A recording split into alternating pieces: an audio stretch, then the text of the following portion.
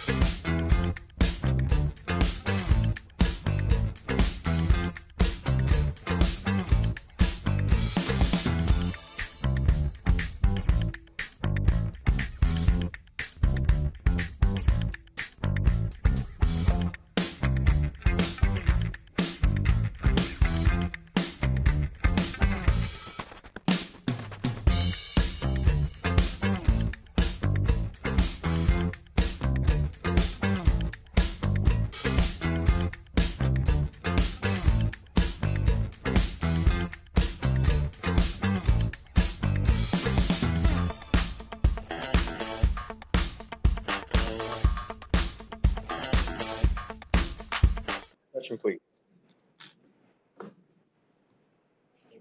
Is there a motion to return to open session? Moved by Ms. Clark, seconded by Dr. Nguyen. Ms. Smith?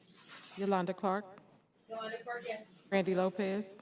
Randy, yes? Robert Mylan Jr. Mylan Jr., yes. Wanda Brownlee Page. Rachel Russell. Dr. Nguyen.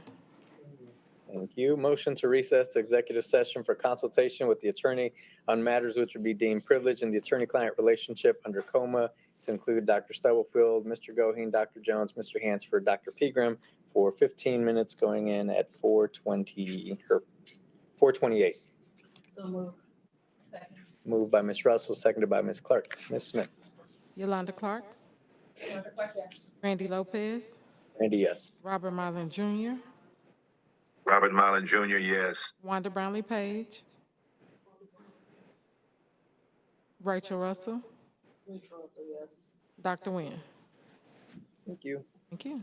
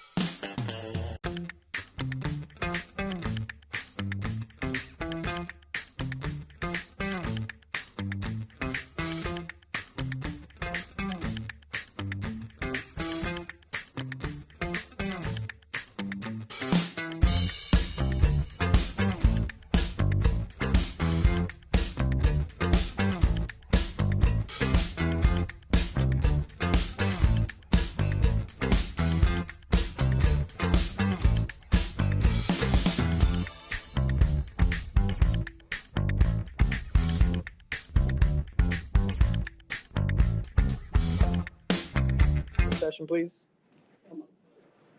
Moved by Ms. Russell, seconded by Ms. Clark. Ms. Smith?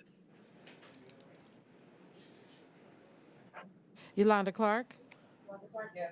Randy Lopez, Randy, yes. Robert Mylan Jr., Marlon Jr., yes. Wanda Brownlee Page, Rachel Russell, Dr. Nguyen. Thank you. Motion to recess to executive session to discuss matters of non-elected personnel in order to protect the privacy interests of parties involved in Tacoma, including Dr. Stubblefield, Mr. Goheen, Dr. Jones, Mr. Hansford, Dr. Pegram, going in at 4:50 for 10 minutes. So moved. Moved by Ms. Russell, seconded by Ms. Clark. Ms. Smith? Did you say 10 minutes? Yes, 10 minutes. Okay, thank you. Yolanda Clark, Randy Lopez, Randy, yes. Robert Mylan Jr., Marlon Jr., yes. Wanda Brownlee Page, Rachel Russell, Dr. Nguyen. Thank you. Thank you.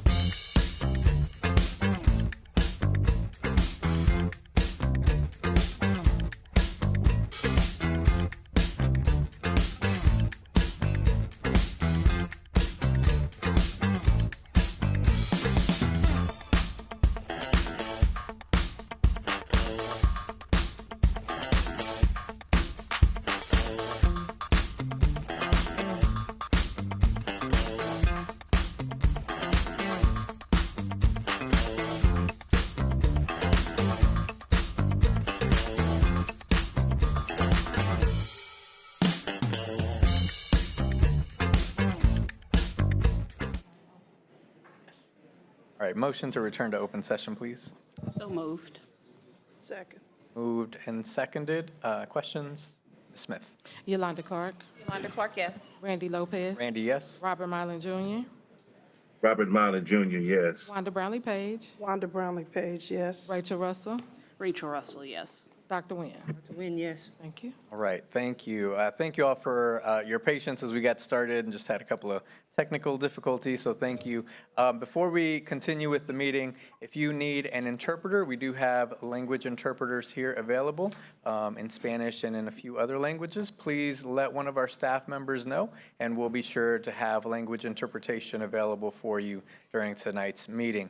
Si usted necesita un intérprete en esta tarde para esta reunión, por favor déjenos saber y podemos ayudarle con interpretación en esta tarde.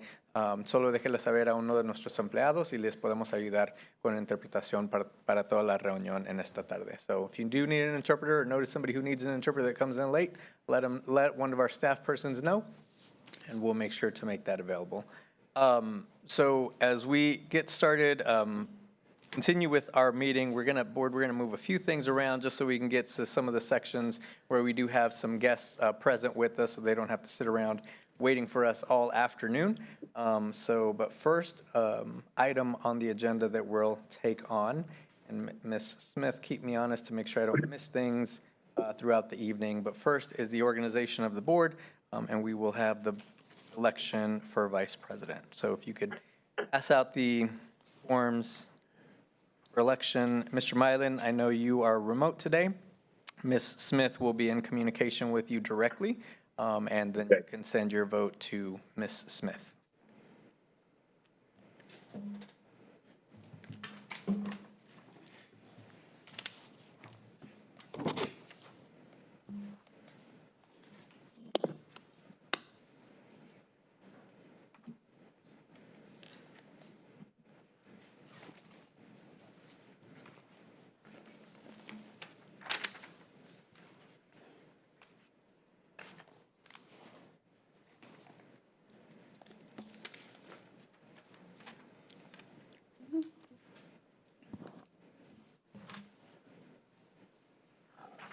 Sorry, thank you.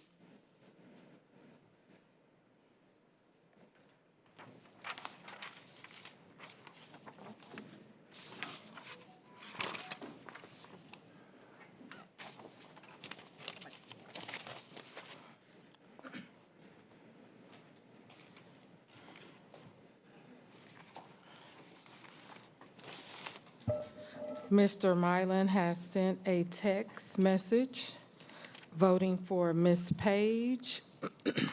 Randy Lopez has voted for Rachel Russell. Rachel Russell has voted for herself. Wanda Brownlee Page has voted for herself. Dr. Nguyen has voted for Ms. Page. And Yolanda Clark has voted for Ms. Russell. So we have a tie. Okay, thank you, Ms. Smith. Thank you, board. We will, as mentioned, table the vote until the next regularly scheduled board meeting. Okay, next on our agenda, board, and I'll try to keep everyone on so you're following along. I know we're a little out of order this evening in the agenda, but we will start with recognitions. I'd invite Dr. Jones to the podium as we have a special recognition this evening.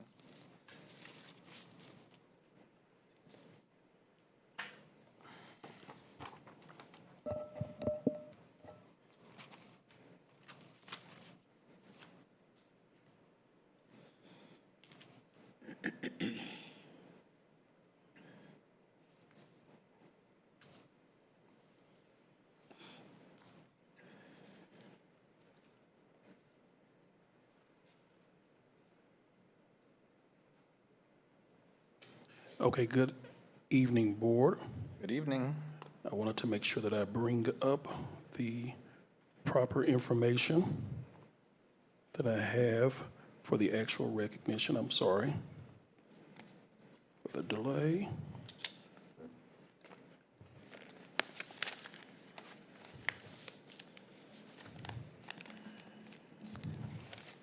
I don't want to wing it, but I may have to wing it. We're here to honor Ms. DeWanda Don, who is an educator at F.L. Schlegel High School. She was acknowledged by a colleague, an individual who nominated her for her awesome work and the ethics that she presents and what she does in her role as an educator at F.L. Schlegel High School. She is a special education educator, and she was nominated and awarded and recognized as the Blue KC Coaches with Character Award.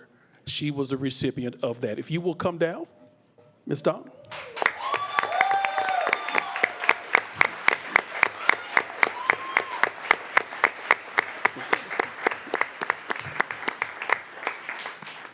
She was recognized for her compassion towards her students, the hard work and dedication that she gives every day, day in and day out, to her scholars, and how she represents scholars throughout the school of F.L. Schlegel High School. As a fellow alum of F.L. Schlegel High School, I'm so proud to say that we have an educator such as herself who puts her heart and soul into the work.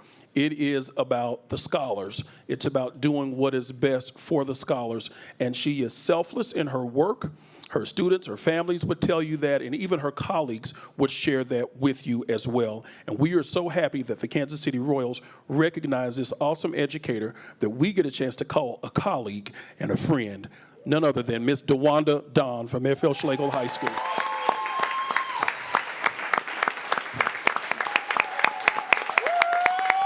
Yes.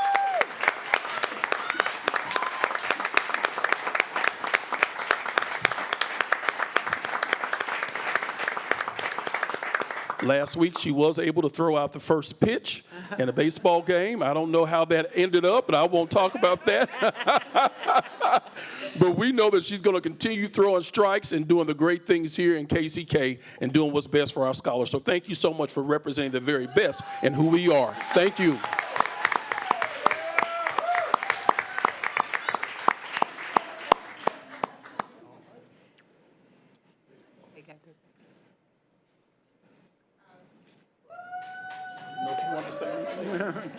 Is that okay? Yeah, you're through. You don't have to say anything. We're going to take a quick photo with you, if you don't mind. We'll have the board step out and take a quick photo with you.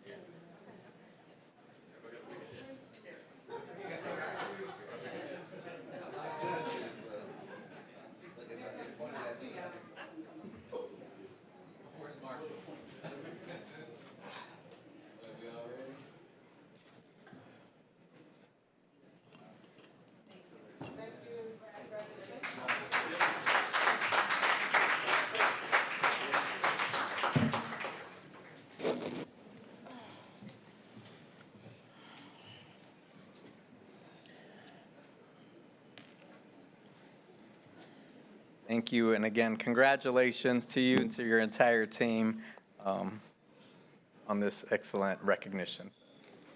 Board, we are going to continue next with the consent agenda. Would entertain a motion to approve tonight's consent agenda. So moved. Sorry. Moved, is there a second? Second. Moved and seconded. Any questions or discussion? Hearing none, Ms. Smith. Yolanda Clark, Yolanda Clark, yes. Randy Lopez. Randy, yes. Robert Marlin Jr., Marlon Jr., yes. Wanda Brownlee Page, Wanda Brownlee Page, yes. Rachel Russell, Rachel Russell, yes. Dr. Nguyen. Dr. Nguyen, yes. Thank you. Carries. Thank you, Board. Next, Board, we have our community comment section where we'll invite folks who have signed up. Just a reminder, everyone is welcome to sign up and give comment. You'll have 3 minutes. Please, when you come forward, make sure you state your name.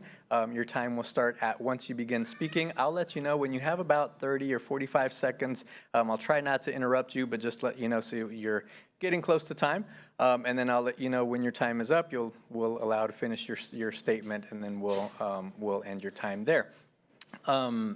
Anyone is welcome to give comment. Please sign up no later than the Monday at noon with our board clerk, Ms. Smith, and you will be added to the agenda. I'll call your name up. I apologize if I mispronounce anyone's names. You can tell us how to pronounce it correctly once you come up. And then if there is any follow-up that needs to happen, a member of our administrative leadership team will follow up with each individual to see if what follow-up is available, and that will be reported back to the board as well. So.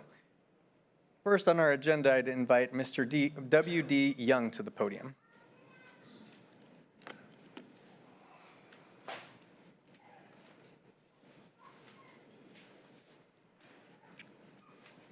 And if there are any handouts that you would like to share with the board, please make sure Ms. Smith has that, and she'll make sure that there are enough copies for every board member and the superintendent, and she'll hand those out as well. Oh, she's coming.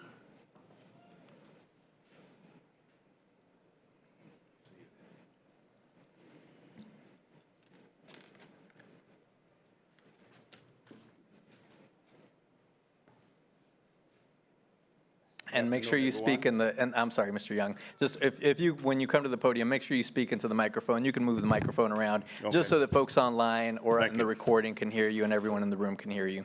Good evening, Mr. Young. Thank you for joining us. Okay, good afternoon. I know I have only a few minutes to speak. On behalf of speaking for the people who live in the community at 11th and 10th and Haskell, we have a big problem in Bertram Carruthers. On the map, I don't know if everyone can understand, we're talking about traffic that's going west on Haskell, which is a one-way street.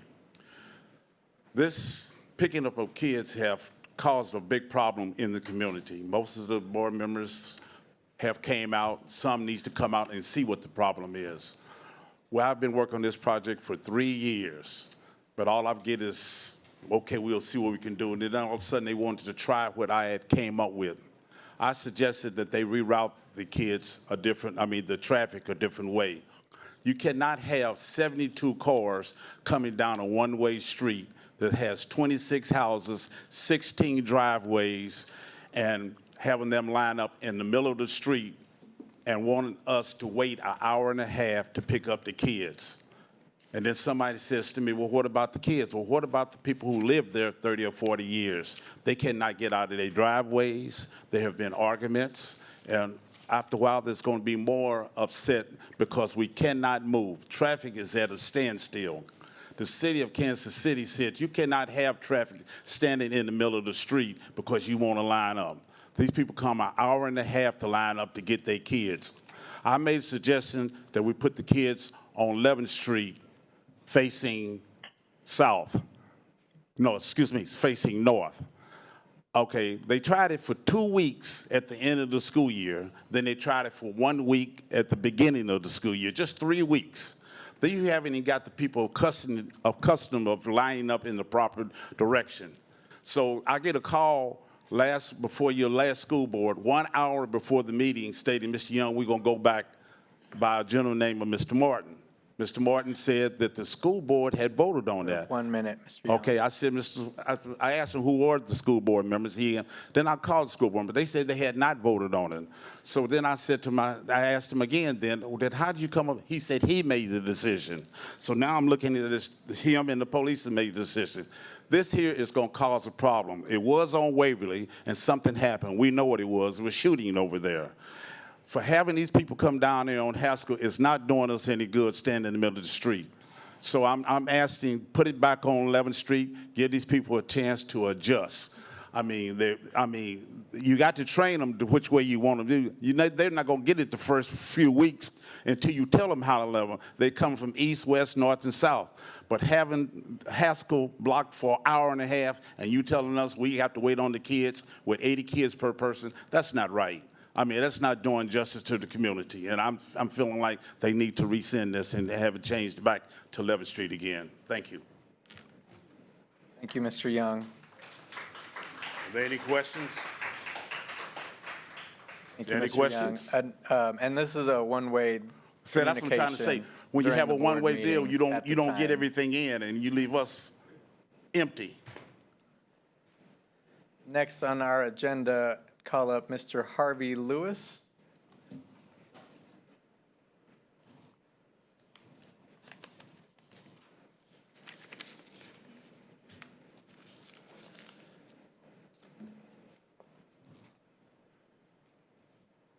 How's everyone?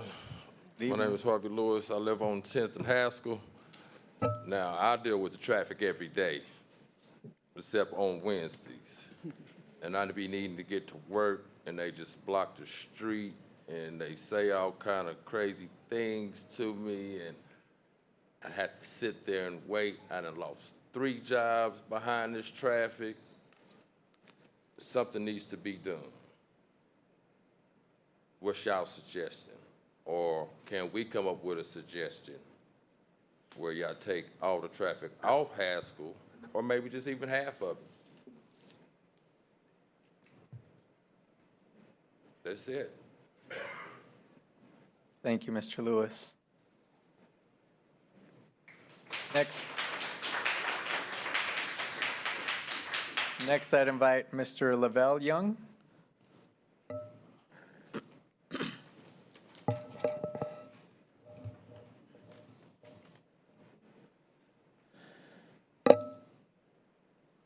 Hello, everybody. My name's Lavelle Young.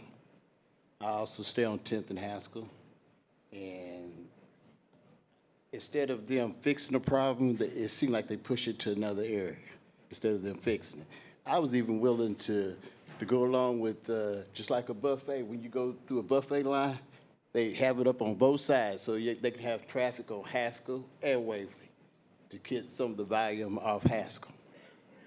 And if they have a problem with that, they could go through alphabetical order. So many people meet on Waverly side, so many people meet on the Haskell side. Because, my buddy that just was up here talking, he lost a couple jobs because he couldn't get to work. And that's not, I wish we could have got more people to come up here, and more people will come up here if that's what it takes. I mean, because it seems like if we don't say nothing, they just push everything off on us, excuse me. But that's about all I got to say. Thank you, Mr. Young.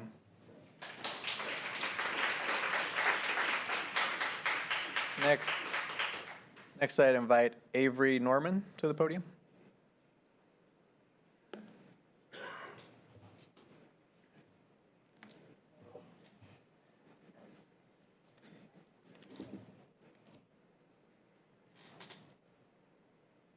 Good evening, Dr. Stubblefield and members of our school board. Good evening. Thank you for giving me the opportunity to speak with you this evening. I am here to inspire you to vote yes on exceeding revenue neutrality. $8.4 million, that's a lot of money. That's what is available to us by exceeding neutrality. Think about what that means to our KCKPS community. Think of the opportunities we can give our students, staff, and families. Think of the KCK residents employed by our district, whose jobs depend on the funding. Think of the children whose lives are made better by each of our employees every single day. Think of the programs, enhanced equipment, experiences, and chances we can give our students. Now, I'm a positive person, and I am painting a very positive picture here. This picture, frankly, it gives me hope. It gives me hope for the future of KCK, hope for the journeys each of my kindergarten through 5th grade students are on. I am lucky to teach in a building where I feel safe, protected, and supported. Fully funding our district makes safety, support, and protection possible. As elected board members, your duty is to act in the best interests of each student, family, and staff member you represent. Voting to exceed neutrality shows the community you truly want what's best for us. Again, I urge you to imagine the benefits, to think of what's possible, not what we have to do without. Thank you in advance for voting to do what's right by our students, families, and community. Thank you. Thank you.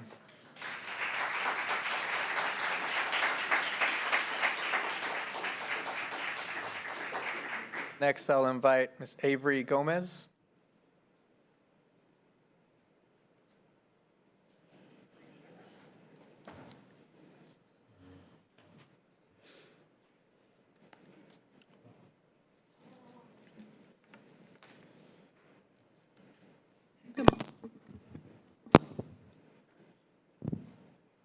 Can you guys hear me? You can move it down a little bit. Yeah, there you go. Sorry, guys, being 4 foot tall has its, benefits. Okay. Is that good? Thank you. I know that much has been said about the upcoming revenue neutral vote, and that you guys have had to look at a lot of numbers before making any decisions. There's a lot more to this decision than numbers alone. It is a decision that affects the community, my community, that is made up of people and families. Families that would be affected by the decision in ways that you may not even know. Let me paint you a picture by using myself as an example. If funding becomes tight in the district, we have to cut programs and non-contract workers like my classified friends and I. If I were to lose my job, I would not only lose my income and my family would struggle, but I would also lose my scholarship at WSU through the TAP program that is funded by our district. I would have to make the decision to go into debt to finish my degree or drop out. And the truth is that most likely I would have to drop. I lose even more when you consider the people who would no longer be in my life and the support that I would lose. But I would like to touch more on how this would affect my family personally, because this isn't a little thing for me. As a classified employee, I do not make a living wage, and losing the pennies I bring home would be detrimental for my family, because staying afloat is something we can barely do now. My children may have to wonder where the next meal will come from and go without the small things that make their childhoods fun, like the bubbles for their bath or new backpacks each year. When you have so little, the small things mean the most. This is a reminder that you have a commitment to the community and that commitment does include your staff. When we talk about cuts, we sometimes mention the missing support in classrooms and how that can affect students, but we continue to fail to mention the loss of support when students' parents no longer have their jobs in the district. When you cut jobs in the district, you are cutting jobs in the community. Nearly 80% of our classified workers live here in the district, and USD 500 is one of the largest employers in the city.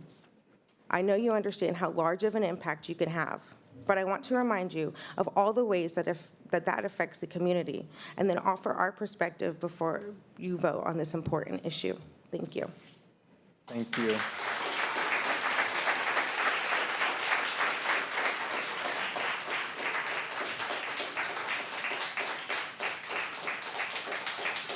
Would now call up Mr. Dom DeRosa.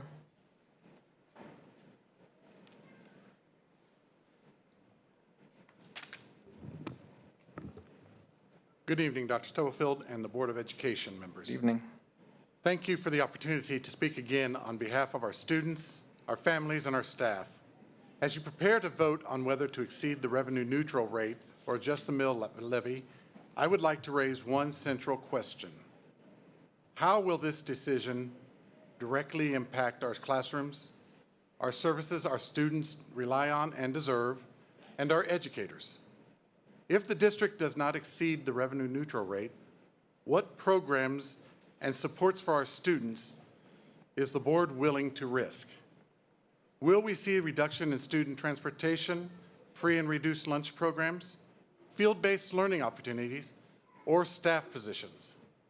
Will the board reconsider the high cost of outsourcing services versus providing them in-house? The most importantly, how will this decision impact our much-needed repairs and upgrades that ensure safe, healthy, and uninterrupted learning environments for our students and our staff? Our community deserves clear, concrete answers to these questions from the board, and I urge the board to vote in favor of exceeding the revenue neutral rate so that KCKPS can preserve the essential services, retain the qualified staff, and safeguard opportunities for our students. This step will also give the board greater flexibility when navigating future budgetary challenges. We cannot allow the short-term financial limits to compromise the long-term successes for our children. Thank you for the leadership, your commitment to public education, and for doing what is best for our students' future and for our community. Thank you.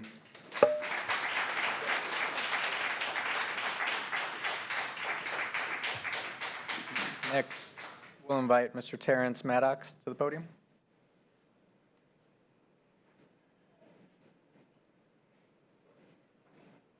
I want to recognize a few of the members that are in attendance from the NAACP Education Committee. They're actually here with me. Good evening, school board members, Board President Randy Lopez, and Superintendent Dr. Stubblefield. I am Terrence Maddox, and I'm here to address you as the Kansas City, Kansas NAACP Branch President and also a member of our NAACP Education Committee. First, I'd like to personally invite each of you to our annual Freedom Fund Banquet happening October the 4th, 2025 at the Kansas City, Kansas Community College Tech Building. We will send emails with more details. I am here on behalf of our educational committee who has been meeting regularly to discuss advocacy centered around education and fair and equitable opportunities for families throughout Kansas City, Kansas. Our education committee has made it a collective goal to be more active and visible with both education boards that serve our community. You will see and hear a lot more of us this upcoming school year. All of our advocacy for students and their families will be solution-driven. Our education committee seeks to be a liaison for the first and the most disenfranchised families left out in our community. And then also a liaison for the school board to the community, providing information about important opportunities and available resources and activities for families in our community. We want to help bridge the widening gap that we see happening between families and the opportunity at a fair and equitable quality education. In the month of August, our education committee outlined 3 things we'd like to advocate for early this school year. While we agreed we need more knowledge centered around those 3 subjects as it pertains to policy and operations within our tax-funded schools, I will still mention 2 of those 3 areas of concern tonight. I am limited with time, so I will speed rapidly through our concerns. Concern number 1, we're advocating for safe schools and facilities for students and staff throughout our school district. We're asking all of our school board members to take a safety-first approach when drafting policy and during code and conduct planning. We're asking board members to take a look at the dress code standards and the code of conduct manual. We're requesting that scully mask, hoodies during class, face mask, and any garments covering the face, halter tops, and miniskirts be prohibited from schools and classroom settings. We are requesting school members to enforce policy that prevents students from carrying book bags and fanny packs around the school building all day. These are now garments used to conceal weapons. Concern number 2, emphasis on school spirit. We are advocating for the influx and enhancement of school spirit in all of our schools. We are asking school board members and the superintendent to enforce standards, programs, and activities that promote school pride and school spirit. We request that all of our high schools have several pep rallies and programs throughout the year that provoke positive engagement and an admiration for the school and learning atmosphere. Thank you for taking the time to hear the concerns and requests of the NAACP Branch 4033 Education Committee. We pray that you and all the staff and the students throughout the entire Kansas City, Kansas School District will have a prosperous and successful school year. We'll see you soon. Thank you so much, Mr. Maddox. Mr. Maddox, I can anticipate and heard. Can we get a copy of your remarks? If you wouldn't mind sending, it looked like you were reading, or you just had a really great speech prepared in your heart. But if you wouldn't mind sending your comments to Ms. Smith, and we'll make sure to circulate that to the full board. I'll make sure I send it. Thank you so much. Did you have a question? Next on our agenda, I'd call up Ms. Pamela Penn-Hicks. No, that's what I was calling.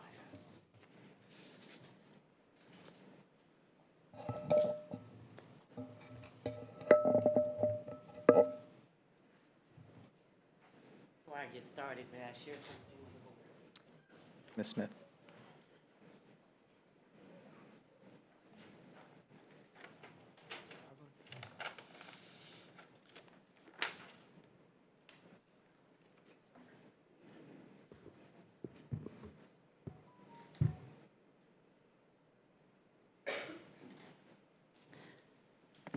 So I am Pamela Penn Hicks, and as a community advocate, here in Wyandotte, people reach out to share information with me. Last school year and again this school year, I have received calls, pictures, and emails about the quality of the meals being served to our students. So many of our families are struggling to afford food. They really count on their children receiving a nutritious meal at school, but students are reporting that the food is unappetizing and in some cases making them sick. Imagine going 7 hours without a good meal if you haven't had breakfast. Well, pictures are worth 1,000 words, and those pictures that I just passed out to you confirm what the students are saying, what some of their parents are sharing with me. The comments I've received range from, they are feeding our children prison food, to I wouldn't serve that to my dog. We know that kids don't always make the right food choices, turning down fruit, salads, and vegetables for fast food type meals, but as parents, we know we have to be creative. Including vegetables and pasta or grated carrots and meatloaf are one way to make sure that meals are balanced. Many of us eat with our eyes before we put food in our mouth, so making food attractive is also important. If the goal is to improve academic achievement, then proper nutrition is an essential part. The brain needs to be fed, and the stomach is part of the equation. The community is asking the school district to provide quality nutrition to all students and give our children an opportunity to excel. Another concern that I want to address is the lack of a comprehensive emergency plan for when our students, teachers, and staff are displaced due to a situation like the Arrowhead fires. I want to applaud the teachers, students, and staff for making the best out of the situation. While a temporary site at Homefield was secured, there was no comprehensive plan for supplies and support to make the situation better. Students and teachers were sitting on the floor, there was no office equipment, and basic supplies were not available. At the college, while the school setup and the supply situation was better, I was able to walk in off the street without a challenge. I went there to volunteer to assist children to make sure they got to the bathroom safely. College students were able to come down the stairs because there was no signage informing them otherwise. There was one adult I observed trying to direct students using the outdoor bathrooms, but no adults at the door to make sure they returned to their 30 classroom. seconds. An emergency plan needs to be developed that is well thought out, has supplier lists, covers the needs of students and teachers, and reduces the stress of disruption and displacement. I hope that after having gone through this twice in less than a year, that a district team will develop a protocol for emergencies that is adaptable and effective. Thank you.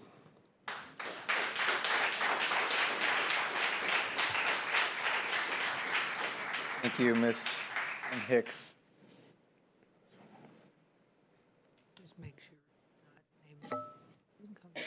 Next, Ms. Sydney Williams, and I would just remind all of our commenters and any future commenters, please refrain from making specific comments on any specific identifiable personnel, specific students, or any security measures that might compromise security for any of our staff and students during open comment. If there is anything that requires that information, we can definitely have that conversation in executive session with the board. Thank you, Ms. Sydney Williams. Good evening. Good evening, Dr. Stubblefield, President Lopez, and board.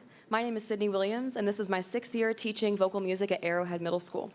I'm here today because my school community is struggling immensely after experiencing our 2nd fire in 9 months. Between last November's fire and this recent one, our students will have missed up to 13 weeks of in-building instruction when this is all over. Each time we're displaced, we face a new set of challenges. We've moved from our school to a gym to 3 different places at the community college, and each relocation means a new schedule, new classroom setups, and staff carrying all of their supplies from building to car to building to car to building again. Our temporary locations have lacked basic necessities like indoor bathrooms and drinking water for students, or essential educational tools like chairs, whiteboards, and projectors. This constant disruption has been incredibly hard on our students, especially our most vulnerable. Students with cognitive and physical impairments have been in 3 different buildings in 2 weeks, and all of our students are dysregulated. Because of this, we're seeing a significant rise in behavioral issues. We, as a staff, are teaching students we don't know without access to critical information like who has an IEP, who doesn't speak English, or who has unique medical needs. Because of our limited space and resources, we are unable to meet required special education minutes, and we have had to cancel all of our classes like honors, direct sped, and ESL. Our students are also missing out on all of their electives, from band and choir to art and robotics to PLTW. There is simply no way to offer any of these electives without our designated spaces and our supplies. For our staff, we are doing the best we can, but this situation is physically, emotionally, and spiritually exhausting. We love what we do, but without enough rooms for each class, none of us are teaching the classes we were hired or trained to teach. This is disconnecting us from our passion and our joy, and it's devastating. Devastating. We've lost our voices from shouting to be heard in large open spaces. We've stayed late making copies and then taught the next day without anything because of broken copy machines. We bring supplies from home and we go home exhausted with no energy left for our families, leisure, or household tasks. This is an unsustainable, soul-crushing effort, and it cannot continue. Morale is at an all-time low. We all want to provide the best possible education for our students, but we cannot do that without a safe and stable environment. So I want to ask, what contingency plans will be put in place so this chaos of moving from building to building does not happen again? What will you do to ensure another fire doesn't happen? What is the long-term plan to ensure that all students and staff have appropriate buildings to learn and work in? What is the plan to retain teachers and staff who have made all of this work despite impossible conditions and are nearing burnout? What is the plan to acknowledge and thank all of our students and their families for their flexibility and the sacrifices they have made to get their kids to school? And as Maya Angelou once said, when you know better, do better. And now you know. Thank you. Thank you.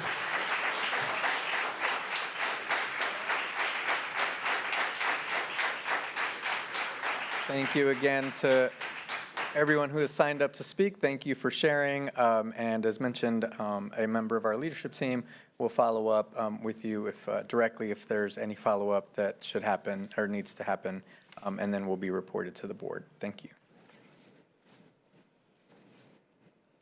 All right, board, next, follow me along on the agenda. We're going to briefly just share the budget slides that were updated and were shared with the full board, and just share them here. So would ask. Dr. Jones is going to pull the slides up on the projector, so just so everyone can see them. Good evening, everyone. At the last board meeting, we did discuss the three scenarios that the board will have an option to vote on at the September 9th meeting regarding revenue neutral. And there were three scenarios presented. Scenario one was not exceeding revenue neutral, and what that would entail is a little over $7 million in reductions. Our approach at this point would be not to fill current open positions. Some of these positions may be filled by contract staff or others, but we would try to hold harmless as much as possible, as many staff that currently are employed. So you see those positions, those are current positions that are on the website. Since then, there have been since we pulled this together, there have been 2 administrative openings. And if that were to occur, we would include those 2 openings on there. And we will update the slide to include those openings for the September 9th meeting.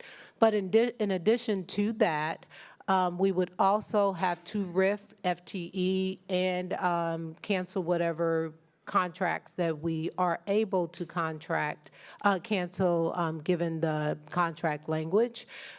So that would be scenario one, not exceeding revenue neutral. Scenario two would be exceeding but reducing by 1 mil. And as you see, we updated most of the numbers. Some of them that were smaller stayed the same, but some of them we were able to reduce the number.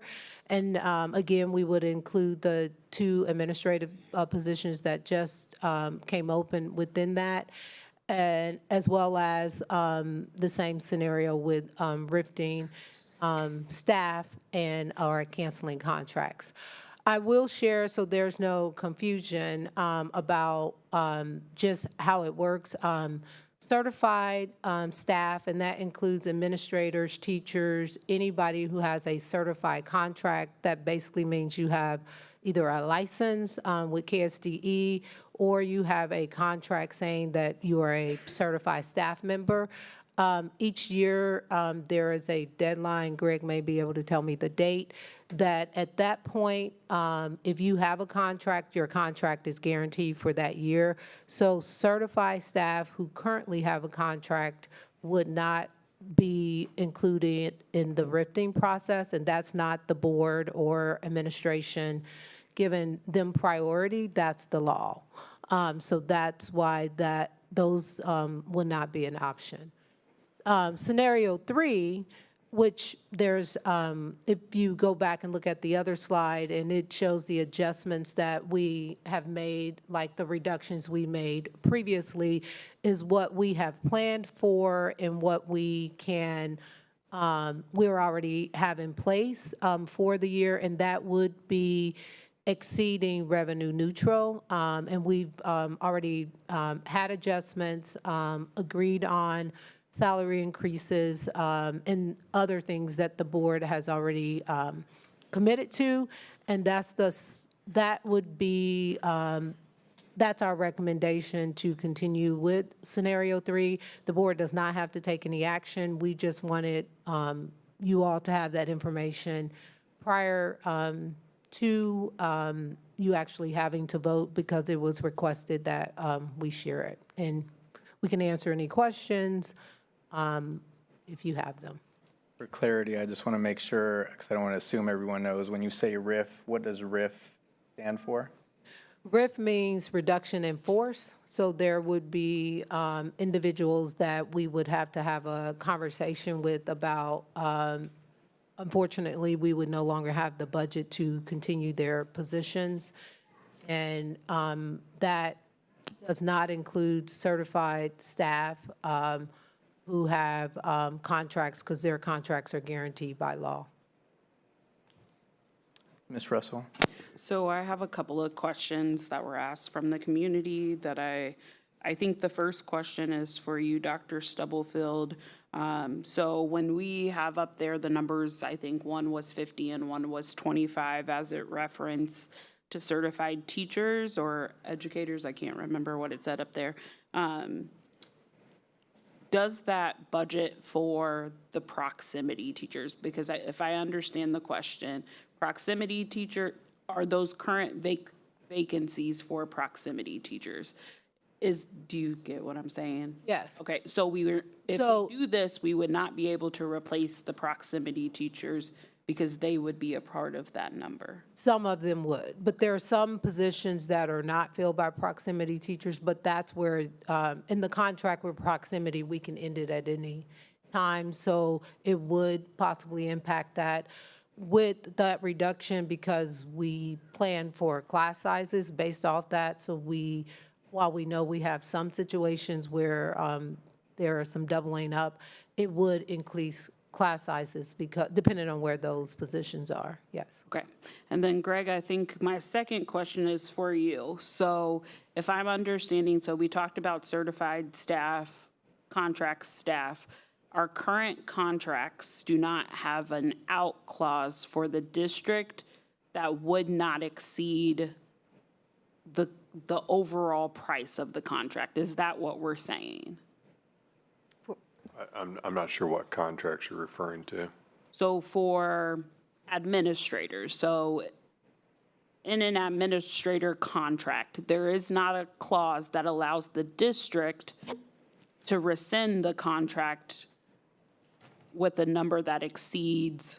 So if I have a $100,000 contract and I say, hey, we don't have the money, like in a worst case scenario, in order for us to do that, it's my assumption that it would exceed the cost of the contract to be able to do that. But the question being asked, is it not less than?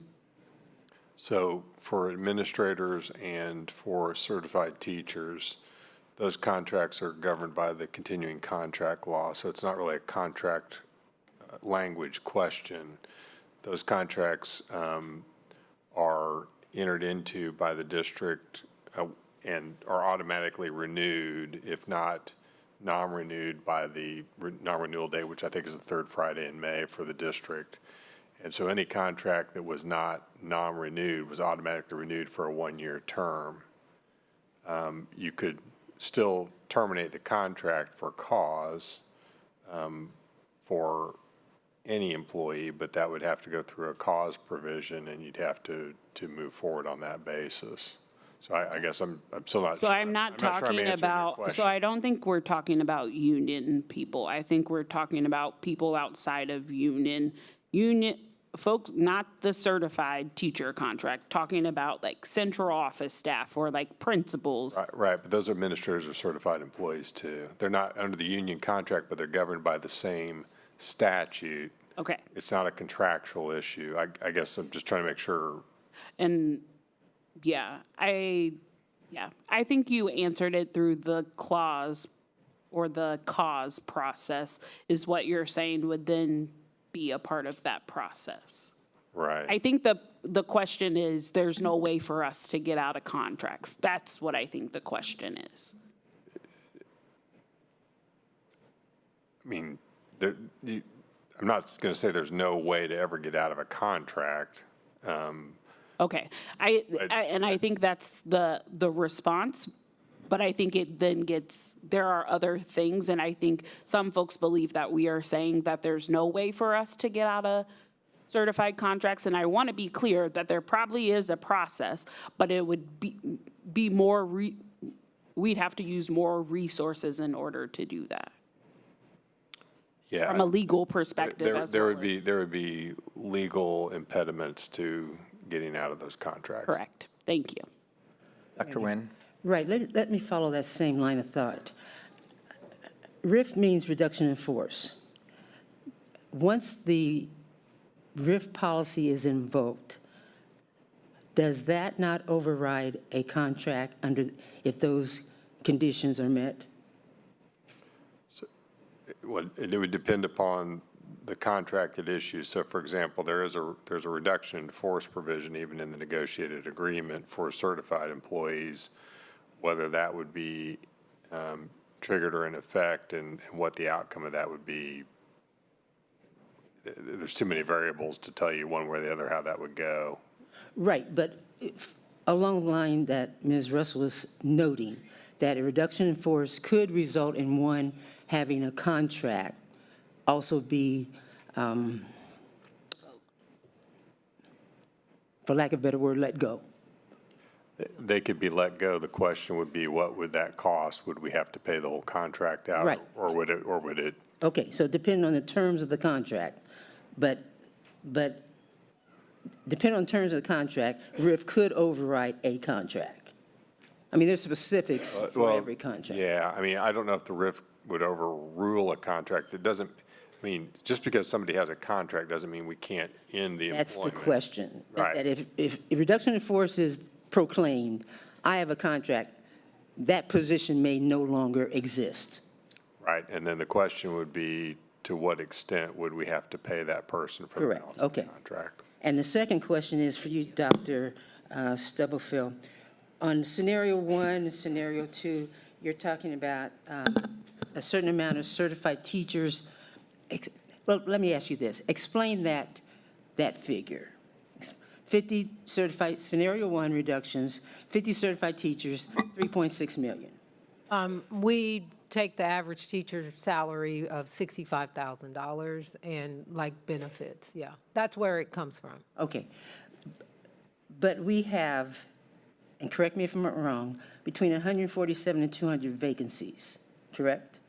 Correct, but what we tried to do, when we looked at it, we did not include special ed and ESL and some of those things that are mandated federally or by law in those numbers.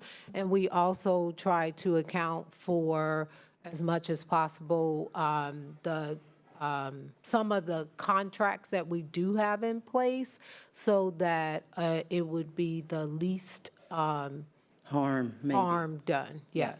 So, but perhaps within those 200, there could be 50 certified positions that would not be fulfilled. So what is that cost?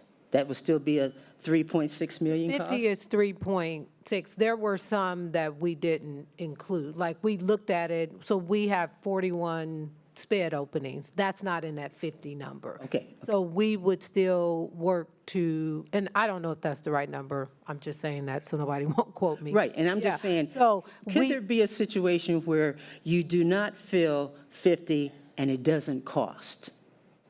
If 50 out of these 200 you could find that doesn't do harm, I mean, everything's speculative here, this scenario, but if you don't harm, you don't touch those real vulnerable populations, could there be 50 vacancies that are not filled that don't cost 3.6 million? No, it'll cost 3.6 million because that's the average teacher salary. And Let's say that's you're an not going to average. fill them anyway. We run at 100 vacancies. So we have substitutes, we have proximity, we have contracted, like, so we're backfilling that way, and it's making sure that the class sizes stay at a reasonable amount and that sort of thing. So while they're open, there's somebody or something that we are filling it with. So, for example, with the sped positions, there are sped teachers who have additional caseloads and that kind of thing, and we're compensating. Well, best those case scenario, teachers you would with want them. all filled. Correct. But if they're not filled, then, again, you're making, the numbers are, as you said, you just have to find how you came to that number, 65,000, average 50. But there could be other numbers, just other situations. That's all my point was. Yeah, like when we did it, it would be real numbers, right? Gotcha. Like, yeah. Thank you. Thank you. Additional questions, and again, this information was to share with the board that you would be aware. Nothing's being asked of the board tonight. We'll have continued conversation on this moving forward. So there are no other questions. We'll continue with our agenda. Next on our agenda, and thank you for your patience, we will have an update on our Kansas City, Kansas Public Library. Would invite Ms. Laura Hunt and our team from SAP Design who have an presentation and information and update for us on the library update. And again, for context, just historical purposes while the team comes up and prepares. Board, if you recall, we've been having conversations about our downtown main branch library and whether we want to build new, renovate, remodel, whatever we want to look at, and I forget the exact date. This board, at one point, we've done an assessment previously. This board had voted to build a new downtown main branch library. However, new information came forward around historical tax credits that we might be able to take advantage of. So we pushed pause and then also this board commissioned and requested an additional assessment to see if those historic tax credits might help with the cost of a downtown library. The previous assessment did not necessarily take that into consideration and some of the new information that came forward. So the board and districts hired SAP Design, SAP Architect, and to come and do an assessment in a very short time period, very quick turnaround, but they've done an amazing job of getting community input, doing their assessment, and they're here to give their first update. Really, again, they're doing an assessment. They will have another update for the board. They'll come before us again in about a month to share their findings. But tonight is just an initial update on their assessment. So, Brad, good evening. Thank you for joining us, and thanks for your patience as we got to you tonight. All right, so I'm Brad McKenzie with SAP Design Architects. We do have a lot of information in the presentation, so we're going to talk really fast, especially me here in these initial slides. We're going to talk to you a little bit about physical assessment. Some of it you already know, but we're going to touch a couple of new things possibly. Talk about our public engagement process, the historical significance, and the tax credit process. So on the schedule, we've gone through all of the meetings, the stakeholder meetings, community meetings. We're now presenting a summary of that to you all, and then we'll spend the next month or so refining some of the options that we've been developing and present that to you hopefully at the September 23rd meeting. So talking about physical assessment, in general, the physical condition of the building is actually really good. Our engineer has taken a great look at it, can do additions and modifications to it. HVAC upgrades were done back in the 2010s, so the system itself's pretty good. May need some replacement for just the end of life of some of the equipment, but it's pretty good. Electrical infrastructure is good. It does need some plumbing updates. The envelope, we do have some concerns with that. The insulation and the air barrier are not up to current energy codes. The window frames are not thermally broken. The roof is actually in pretty good condition. It's still under warranty, but the insulation, again, does not meet energy codes. And there has been some abatement of asbestos, but there's still a little bit left in the building, and there is a report on that.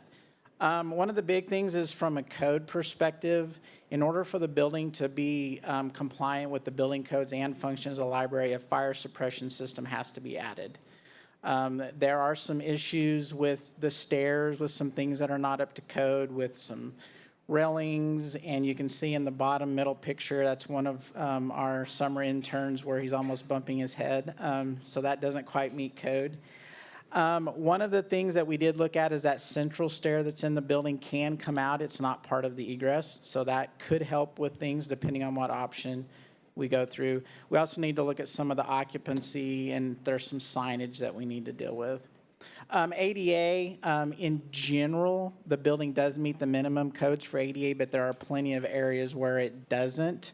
Some of the bathrooms are sized ADA, but they don't have handrails. Some of the door clearances are not quite right. All of the door hardware has to be replaced. It's all the knob type, which does not comply. It has to be changed to levers. The boardroom dais is not accessible. So there are some accessibility issues that need to be addressed. The siding, arrival, and the parking, as many of you that have been there know, there are some issues with that. The main library dedicated parking is on the back of the building, and the entrance on that side is employee only. So there's a path around the building on either side. Many people have told us that that doesn't feel safe, and there are some things that we can maybe do to help with that. The best ADA parking is a public ADA parking on the street.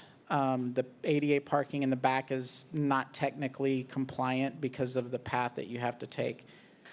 And some of the landscaping is what we call an attractive nuisance. It looks good, but it gives opportunities for things to be hidden and people to hide and things like that.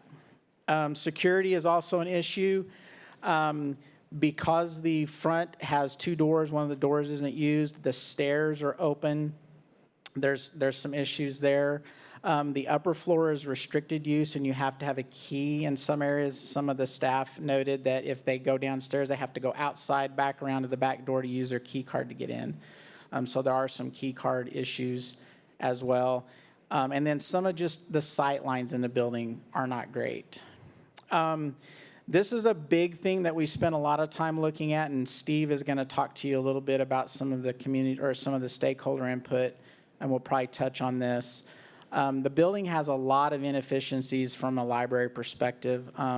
Again, because of the open front stairs that are not controlled, there's multiple checkouts required for it to be a library. The core in the middle of the building makes it a very inflexible space. So if you want to expand a little bit, it makes it much harder. Again, it also blocks the views, and a lot of the adjacencies are not ideal in the current library. Tech services, which is where all the materials are processed, is on the third floor on the opposite side of the building from the elevator, which is undersized. So it doesn't work very well at all. It's very inefficient. And I'm pointing out some of these things. Keep in mind, librarians are known for making do with what they got. So you kind of have to draw some of these issues out of them because they just have a great attitude. So, but there are definitely issues with the tech services. Also, I've got some pictures here of signage. You can see that there's all kinds of signs. There's no standardization.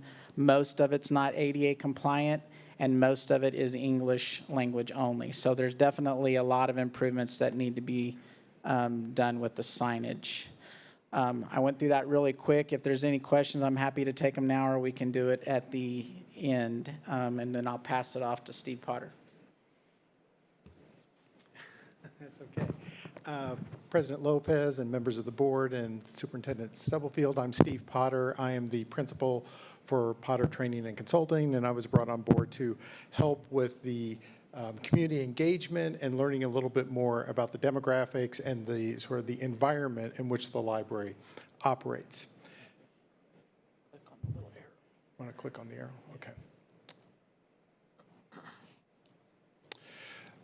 And so to start off, what I did is I did a bit of a deep document dive and demographic dive, and a lot of this is not new to you, but I think it was very important for us to kind of be working from the same script, the same reality. And so we started off by looking at information from the Mid-America Regional Council, and a lot of what well, I'll give you some of the examples of some of the things that we were able to pull from the most recent Mid-America Regional Council report, that Kansas City, Kansas is a very diverse community and certainly more diverse than the rest of the metro. About 65% of KCK is BIPOC, with only 32% being the number for the rest of the MARC region.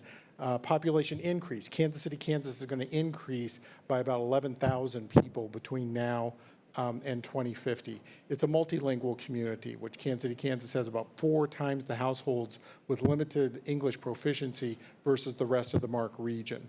It's a younger population. The median age in Kansas City, Kansas is 2.7 years younger than the rest of the Mid-America Regional Council region. Housing.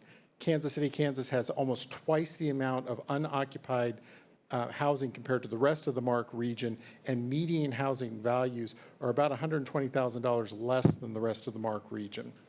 Transportation. The average KCK resident doesn't live close enough to work in order to walk, and is more likely to commute between 10 and 34 minutes to work. However, a higher percentage of KCK residents live in households without cars compared to the rest of the MARC region. So you're set up with a real interesting what would that be, catch-22. Additionally, KCK has almost twice as much developed land compared to the rest of the MARC region. KCK has 54%, the rest of the MARC region has 28%. Finally, workplaces are changing. By 2050, retail will drop from the second most common industry for employment, and with the greatest amount of change, meaning a lot less retail jobs and a lot less sales tax revenue. It's going to be the impact. So this is the type of environmental scan that we gave to everyone as we started reviewing the community. So there were 3 phases of community engagement: community stakeholders, internal stakeholders, and the general public. And this was the first phase, our community stakeholder engagement. There were 2 meetings. We discussed the MARC data in much greater detail. Took about almost 2 hours discussing that information. We did a small SWOT analysis, that's strengths, weaknesses, opportunities, and threats. We visualized the ideal community and then determined the library appropriate responses so the Kansas City, Kansas Public Library can do their part to build the ideal KCK. Through those meetings, we found a pretty consistent vision and input that the library is and can be a transformational hub that can help people sort of get over that next hurdle in their life. But the feeling amongst the community leaders and the community stakeholders is that the current building could be lacking, and a new library could end up being a catalyst for additional growth for the greater community. So then the next phase in our input were our internal stakeholders, another word for staff. We met in hour-long sessions with 8 department-based groups. They identified several issues with the infrastructure, environmental systems, problems with workflow proximities, and safety and security concerns. Workflow proximity is one of my favorites because one of the things that happens there, they receive all their books at ground level. Obviously, that's where the trucks come in. But where they actually process the books are on the 3rd floor and on the opposite side of the building, which creates a huge bottleneck. And how you actually fix that is a pretty big challenge. But there were lots of those sorts of proximity issues that the back office sort of grew as it grew, and now there are problems in trying to get it fixed and better aligned. The third input was the general public. And we had two input tools that were part of the general public. One, we had a questionnaire, and the questionnaire was both in English and Spanish. We ended up with 701 total responses, 33 of which were in Spanish. We also hosted two public forums for people to answer open-ended questions about the library and to vote on their favorite library services. Generally speaking, the people wanted the following. They wanted to balance tradition with innovation, not unusual for libraries. They identified social equity challenges and realized that the library could be a place that could help address that for the community. That they identified multi-generational needs, so that it's not just for kids, not just for old folks, not just for the people in the middle, it's everybody. They saw that, you know, all y'all were the ones who needed to take care of this. And that everyone saw, or lots of people saw, that this was a vision, that there could be a vision for a community hub that could handle a lot of different opportunities for the community using the library as that platform, and lots more. We had a lot of interesting input from the public, as you might suspect. And so, in conclusion, the stakeholder interaction really did indicate the following responses. That the public library is an ideal third space, you know, not your home, not your place you work, but the third place that you can go and do a lot of different things in order to improve your community. It can be an organizational support hub, a place that you can go, not necessarily to City Hall, not necessarily here to central office, but a place where you can go to get social services, that you can work with 501c3s and other support organizations and kind of come into that neutral territory that is the public library. That it can supplement long-term and lifetime learning. And with the shifts that's happening in the economies and where the jobs are going to be, that's going to be critical because people are going to have to continue to, you know, sort of level up throughout their entire lifetime, and the public library is a great place for that. And of course, community infrastructure. The public library can be a thing that the entire community can get around and can identify that this is us and this is what helps to identify us as a community. But the one thing that I think I'd be remiss if I didn't mention, it was very clear that most people seem to have some serious doubts about whether the current building could meet the types of needs that were being identified. So I'm going to yield right now, save questions for the end, and move to our next part, which was our historical findings.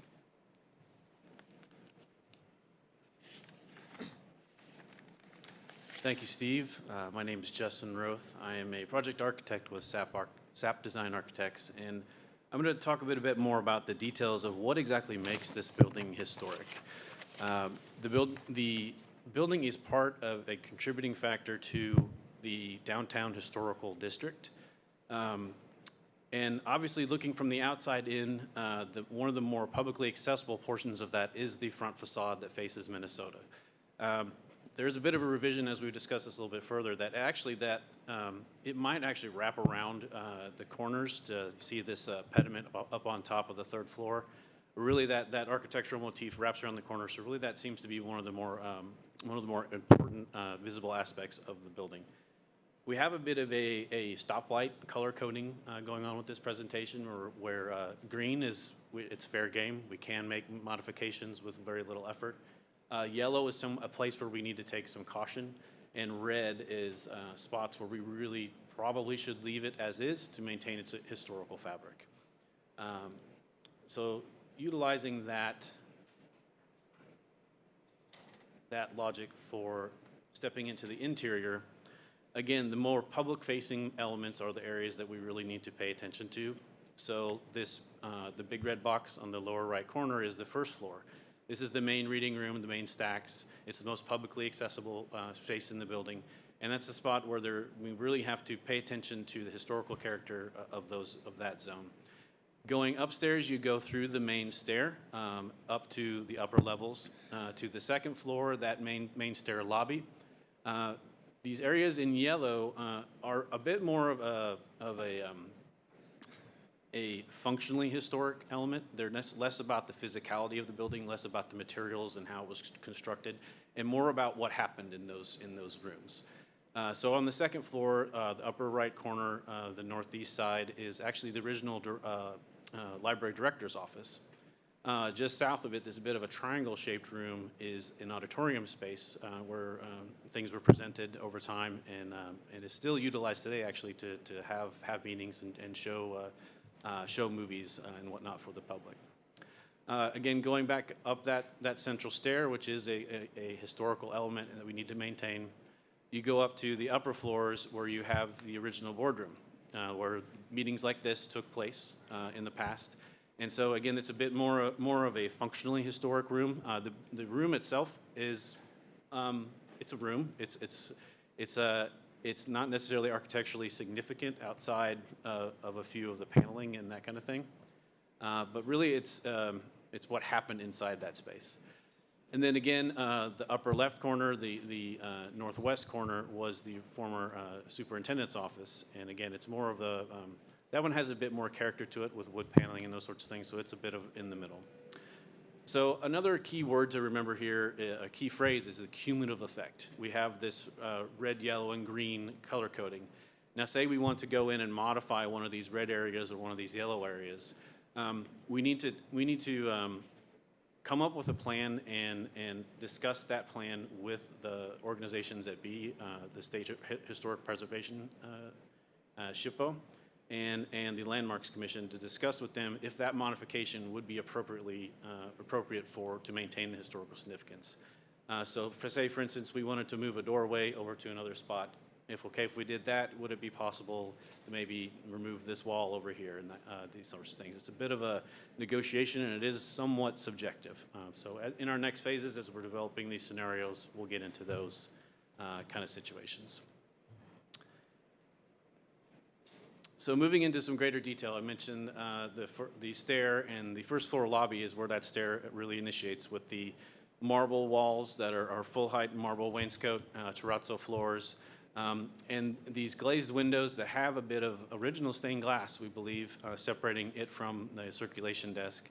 And the front entryways are some really beautiful stainless windows and doors that are of historical nature. Moving into the building, we have the circulation desk. The upper left photo is actually a photo of, I believe in the late 60s, early 70s, of what the original desk looked like. And in one of the previous renovations, the desk itself and the soffit above it was renovated. So that gives us a little bit of leeway there because the original fabric has already been modified. However, there are some elements with the wood paneling, but with the circulation room behind the desk that we need to pay attention to and work with. The decorative aluminum screens are really interesting, wonderful architectural details that we would want to work with to rehabilitate that zone to a better desk or a different use even. Again, the reading room being one of the more larger significant spaces. The upper picture is a historical photo of actually the grand opening pamphlet was what this photo was from. And so you can see the lower picture is today, very, very little has changed. And so we'd want to preserve that historic fabric. The things that are unique about it, they don't really seem unique because we have drop ceilings and lighting in a rectangular pattern in this room, but that is one of the primary significant elements in that room. Also, the wall cladding, the wood paneling, and the exposed masonry on the interior. Going up the stairs on the north side, wrapping around that elevator core, we have the marble wainscot and aluminum railings that we want to preserve. We would need to update those railings to meet modern ADA standards, but we have some tricks up our sleeve to help us do that. Then getting up to the second floor, as I mentioned, the corner office was the former library director's office, and this is the library director there. And as you can see, some of these existing photos, very, very little has changed. The desk was replaced with bookshelves, and it now serves as the Kansas room. The auditorium itself, it's not an auditorium with theater seating or anything theatric. It's really just an elevated stage with some wood paneling, not unlike this room here with the dais. But it is, because of what occurred in there, it is somewhat that is significant. The lobby itself on the second floor has been updated in one of the previous renovations. However, majority of the wood paneling on the north side is still intact. And there are some really interesting details with marble behind the water fountains that is repeated around the building that we want to maintain. Up to the third floor, I mentioned we have the boardroom. Again, another photo from the grand opening. It looks like you all met in a round table in the 60s instead of in a semicircle. To the right is a photo of the artist that developed these three-dimensional relief sculptural murals that are cladded on the third-story lobby there. So we would want to certainly preserve those in regardless of what situation we end up with. But they are something historically significant of that. The lobby itself and the corridors around that third floor, again, the wood paneling, the glass, the reliefs, or those ceiling pattern, those are things that are consistent throughout the building. And I'm going to hand it off to Kristen to discuss a little bit about the tax credit process. Thank you. Good evening. Good evening. My name is Kristen McSparron. I'm with Heritage Consulting Services, and we were brought onto the team to help inform conversations about the historic tax credits and the building's historic fabric and significance.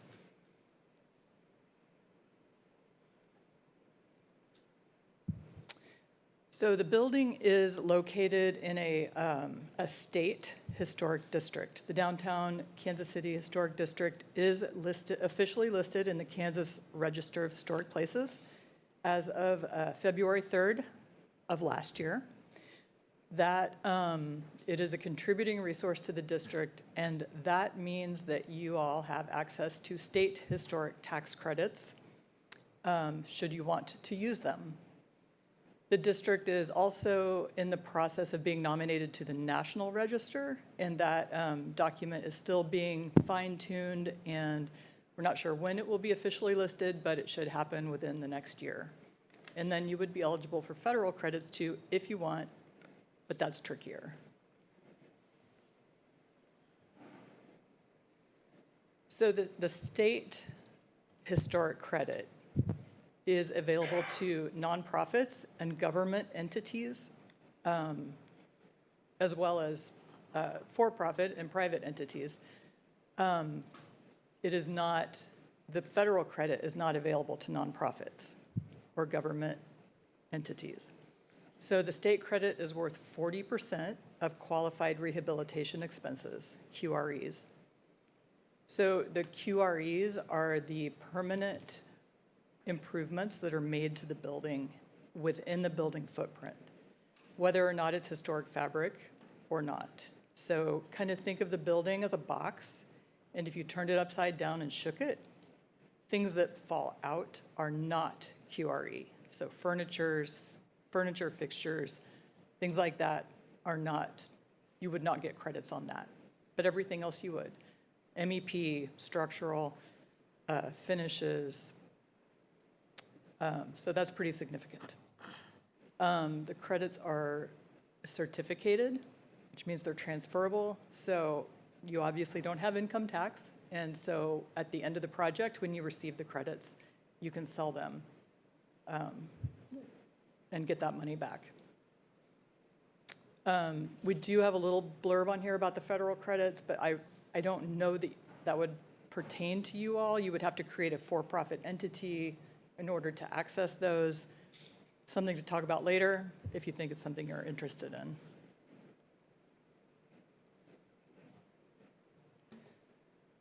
So there is a process to getting the tax credits. The State Historic Preservation Office, which we call SHPO, administers the program.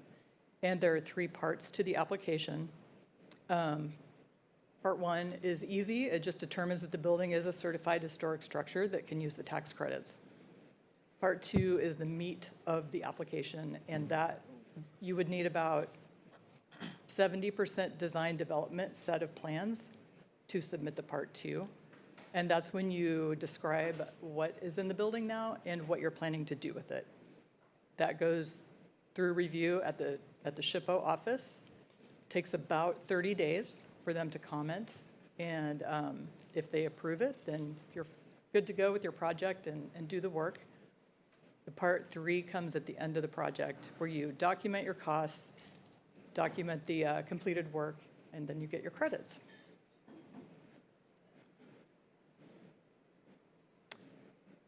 So Kansas also has a Kansas preservation law, and even if you're not using historic tax credits, buildings that are certified structures in a historic district still have to go through a review.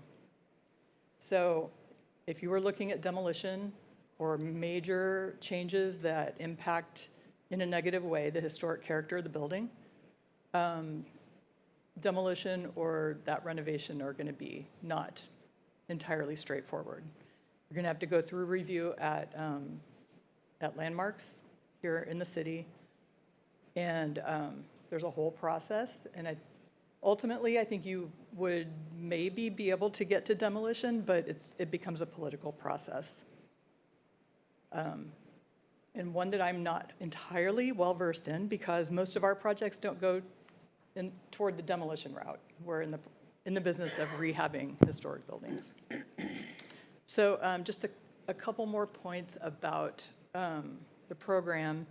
The credits are all or nothing, so you can't pick and choose what things you want credits on. Everything has to meet the standards, and you either get all the credits or none. You only have to spend $5,000 to have a viable project. So this isn't, the tax credits aren't a one-time deal. You can use them for this major project, but then going forward in the future, if you have a roof replacement, if it's $5,000 or more, you're going to get 40% of that cost back in a tax credit. If you have to replace MEP equipment, you can use the tax credit for that. The state program does not have a recapture period, so as soon as you get those credits, you're free to do anything you want with the building, within reason. But like the federal program does have a recapture period. And it's a rehabilitation program. We use the Secretary of the Interior Standards for Rehabilitation, which is a set of 10 guidelines that the reviewers use to evaluate the scope that you're proposing and determine how that work impacts the building's historic character. So it's not a restoration program. It's geared more toward adaptive reuse. So that is a brief overview of historic tax credits. I'm sure you might have some questions about the details.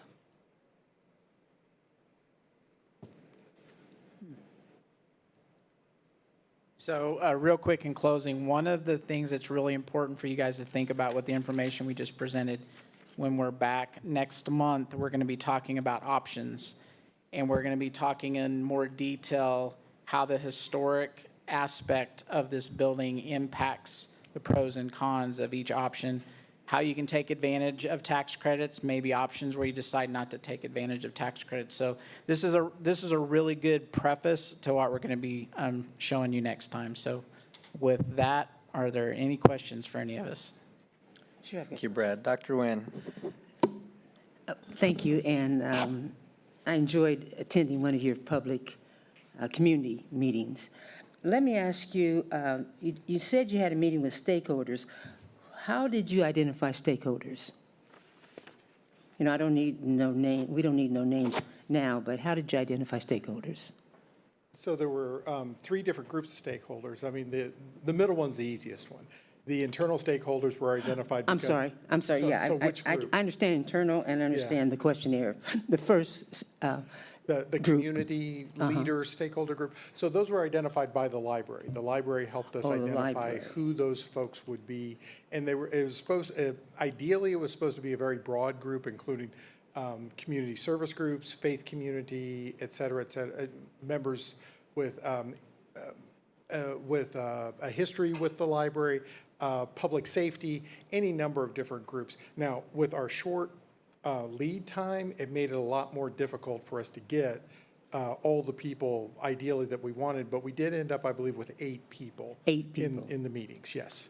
So with respect, can I ask the librarian how you identified these stakeholders? What was the date of how you notified them, and how did you publicize? Sure. So these were invitation meetings. We identified them through a list that we had of community leaders from our branch manager, our foundation, and a few of our board members who contributed. We emailed out the invitations to so for the first session, it was just a week lead time, and it was 2 weeks lead time for the second session. But these were really intended to be the focus group that kicked off the community engagement to identify some of the needs and gaps in the community. So not necessarily then the responses, but more like what's going on in our community currently that really needs to be addressed. Okay, thank you. Sure. And thank you for the presentation. What sounded music to my ears was the fact, your opening statement that the building is sound. So, thank you. Thank you. Ms. Russell? Yeah, I just had one clarifying question for our heritage, and I apologize. Kristen, sorry. On air, trying to figure out your name, apologies. Going back to that slide, I think it's one slide back. I just want to clarify. So this process, regardless, because we're now in a district, regardless of what choice we make, we still have to go before the Landmarks Commission and before the state. And those are two different groups of folks. So we're going at the local government option. The Landmark Commission is governed by the local government, so the unified government. And then the Kansas Preservation Act, and I'm trying to read that second bullet point, that goes before the legislature, or that is a group, like who is reviewing it at the state level? So it's my understanding that the process is when you apply for a demo permit or a rehabilitation permit, it triggers a review by Landmarks, at Kansas City, Kansas Landmarks. And they can opt to defer and pass it off to the State Historic Preservation Office, or they may comment and also pull in SHPO for their review. Which is why that last bullet point says and, or, and doesn't say and, it says or. So you could go just to the Landmarks Commission, but depending on their recommendation, that could send you to the SHPO state people. Right. So the Kansas City, Kansas Landmarks is a certified local government. They're certified by SHPO to review historic issues and which falls under the Kansas Preservation Act. Right. Okay. Yeah. Gotcha. Yeah, they kind of speak on behalf of SHPO, but they can At a work local level. yes. Okay. But they can work together on things too. And if they don't feel like they have enough information or something, some given reason, then they would say, hey, we're referring you to this. Right. Okay. Right, that's my understanding. Okay, thank you. And they also review, because it's a government entity, inside and outside of the building. So, The Landmarks Commission. yes, yes. Okay. Yep. Okay. Ms. Brownlee Page? First, thank you. And contrary to popular belief, I grew up going to the library every other day because my mother couldn't afford to buy books. So we learned to use the library. And I think it is vital. We do need something contemporary, up-to-date. But my main concern is always cost. And I came also to the meeting that you had where you invited the public. And I thought I heard, and you can correct me if I'm wrong, that you interviewed the staff that worked there. And I guess I'd like to know how many of the people actually live in this area. And again, it's nothing against anybody who doesn't live here. I'm just asking that question. Do you have the numbers? How many of the people who work here actually live here? Because they're the ones who are paying the taxes. No offense to anyone who does not. Because if you're a taxpayer, you own property, you've been hit by a lot. Not to say that we don't need it, but we do have to consider that. So I was just wondering, do you have that data? So I did not ask specifically the geography of the staff, but I did speak with, I'm going to guess, 80 to 95% of the staff of that main building because they just came in one at a time. It wasn't part of my study to figure that out, but I suspect that staff could determine that information, but it wasn't part of my study. Okay, I was just wondering. Yeah. If you had that data. I don't, I'm Because, you sorry. know, you ask people what they want. We want the moon, the sun, the stars. But when it comes to actually paying for it, it's a different story. I'm a former library employee myself. I'm semi-retired, and I'll echo what Brad said. Library staff are incredibly resilient.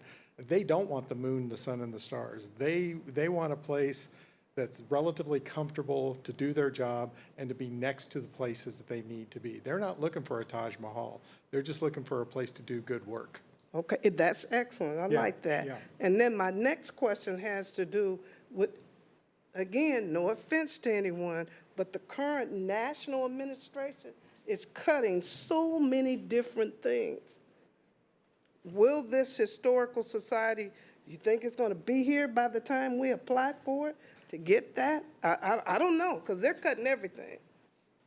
Yeah, that's a good question. We all wonder that too. But so far, the historic tax credit programs at the federal level have remained consistent. They have cut staff, the reviewers, but the process remains the same and their timelines remain the same. The state programs were threatened. The Historic Preservation Fund was withheld by the feds for a while, but it was released. And that can affect staffing at the SHPO level. But so far, everything's holding. Thank you. Thank you. Ms. Russell? I just want to come back to the survey respondents question. I believe that you said 703 folks responded. 701. 701, I apologize. Thanks for correcting me. If I'm wrong, please always correct me. I guess my question there, do you know what percentage of those survey respondents do live in Wyandotte County? I would presume, I didn't look at that specifically because we didn't ask them specifically for their address, but I would presume that they all do because we distributed the survey through the library. So actually, the library was the one who sent out the link and said, this is where, so Okay. they're library users, they have library cards. So I would maybe defer, and Laura, you don't have to answer this question now, but maybe the follow-up is the question around the percentage of our staff at the main branch library that live in the county. And then I know that there's a percentage of library users that are not Wyandotte County residents because of the versatility or programs or whatever is offered. And so maybe also just provide that data for this is who the audience group was, it was sent to. Based on that data, and then we can kind of go from there. So I appreciate that. Thank you. Mr. Mylan? Yes, I want to, first of all, just thank all who presented, and I'm very impressed and enthused. I have been listening by what has been presented as concerns the library and what one a stickler with me is always safety, and you all address that in a great way. Times like these, it's always great to have something that's safe and beneficial. And I'm looking forward to what's coming down the pipe later on with the tax credit and how it's going to we can benefit from that. But saying that, I just feel it's going to be very beneficial on a record for Wyandotte County in Kansas City, Kansas. Something that's needed and necessary, and for all ages. And I'm just this way. I'm going to say what I have to say. We can get excited about Margaritaville in Kansas City, Kansas, and Wyandotte County. We sure enough can get excited and should be excited about something that's educational, it's beneficial from all phases of life in this library concept and the instruction and the building of it. So I want to just say thank you for all that you've presented. You all presented. Look like you've done your homework with safety and tax credits. One of the things I look at as well, and make sure that we on cue with all of that. So thank you all so very much for your time and your effort. Thank you, Mr. Mylan. Ms. Clark? Mr. Lopez, can I understand next steps? So we had the presentation today, which, by the way, thank you so much for the information that you provided. I would like to understand next steps. Okay, good question. So what we were ultimately tasked with is to present some solutions to the board for possible ways to move forward. These are not like design ideas, they're more like programmatic option A, B, C, D. We're trying to kind of narrow that down. So what we will do is we'll have a presentation for you on, I believe it's September 23rd. We'll talk to you about different possible solutions, how certain solutions will take advantage of tax credits, what the pros and cons of those solutions are, how certain solutions would not take advantage of tax credits. We'll include budget numbers. So definitely, we work with public funds almost exclusively, so budgets are a big deal to us as well. And we'll give pros and cons on the way the facility operates, the cost, and we have identified about 5 specific things that need to be addressed from the way it currently operates, and how each of the options could address those 5 different problem areas. And then our idea is that we will have a presentation to you that is a pretty thorough overview, but it's not as detailed as a final book that we will turn over to you once you guys have asked all questions and we've made any changes to it. And then we'll give you guys a booklet that has full historic reports, an 80-page report on all of the community engagement and all that stuff. So you'll have a ton of data. Okay. If I can take that, thank you for that answer. If I can take that question one step further, say September 23rd. I think that's it. Yeah. Okay. The date in September, you will provide us all of the information. I am curious on what it is that you would like to accomplish from that meeting. Like, what is that meeting? If you had your pie in the sky, what would you like to accomplish from that meeting? So I think from our perspective is we hope to give you guys enough information that you can comfortably say, based on cost, what's going to work the best, the pros and cons, and the idea of the historic issues, this is a clear decision on what we need to do to move forward. And then you guys, I assume you won't make a decision that night, but perhaps at the next board meeting, you guys could make a decision. We would also come back and be happy to come back and answer questions if you're not ready to make a decision. But at some point, this information is designed, hopefully, to give you guys the ability to make that clear direction on how to move forward. Just one point of clarity, the September 23rd meeting is a day meeting at 9:30 a.m. Just as anybody is watching and they were making plans, that's a day meeting at 9:30 a.m. Thank you. Right here. Thank you. Thank you. I am just one board member, but I would just say this conversation continues to happen, and in my opinion, we move on the fly for this topic. And I don't know if there is an outline or an actual step-by-step timeline, so then that way we have something to continue to move. So we know on September 23rd, here's what we would like to accomplish, here's what's going to be provided.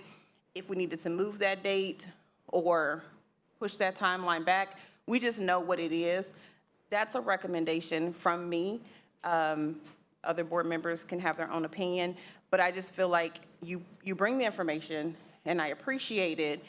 I just would like to see us come up with an end date or have something visual in front of us that says, here's our goal, and we know what we're moving towards. Yeah, thank you, Ms. Clark. And I'll just share on slide 3, I believe, they have the schedule that they've followed so far and the projected next scheduled meetings, including the 23rd.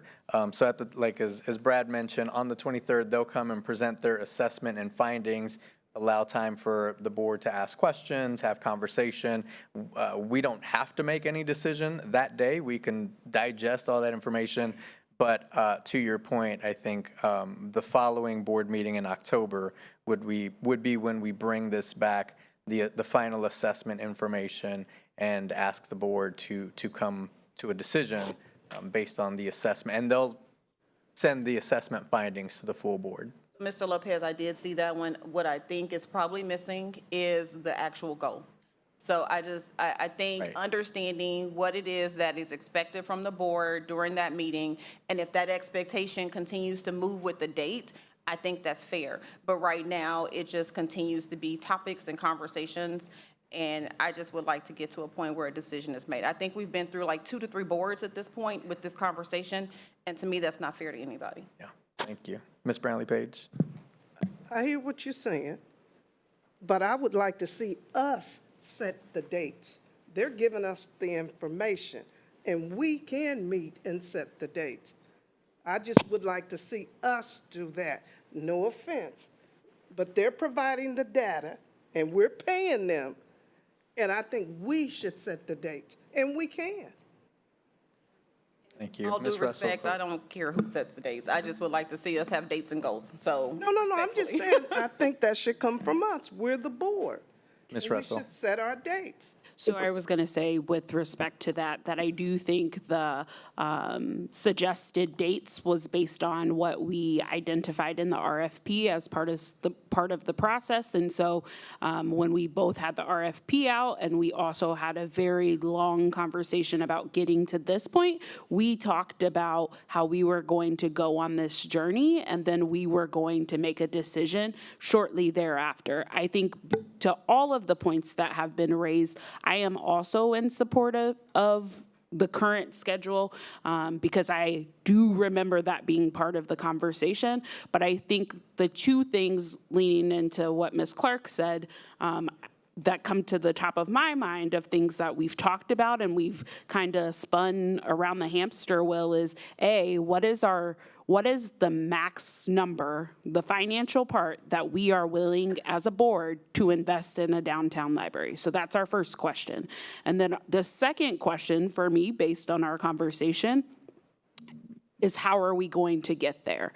And so I think based on this assessment, there's the actual building piece, but then there is the actual, based on the number question, how are we financially going to get there? And I know that there have been lots of conversations about that. And so what I guess I'm asking for the staff between now and that 9/23 meeting is to clearly outlay I won't say a recommendation, but a starting point for us to be able to say, okay, this is how we answered this question, and here are the ways we can do it. Here's how we answered this question, and these are the ways.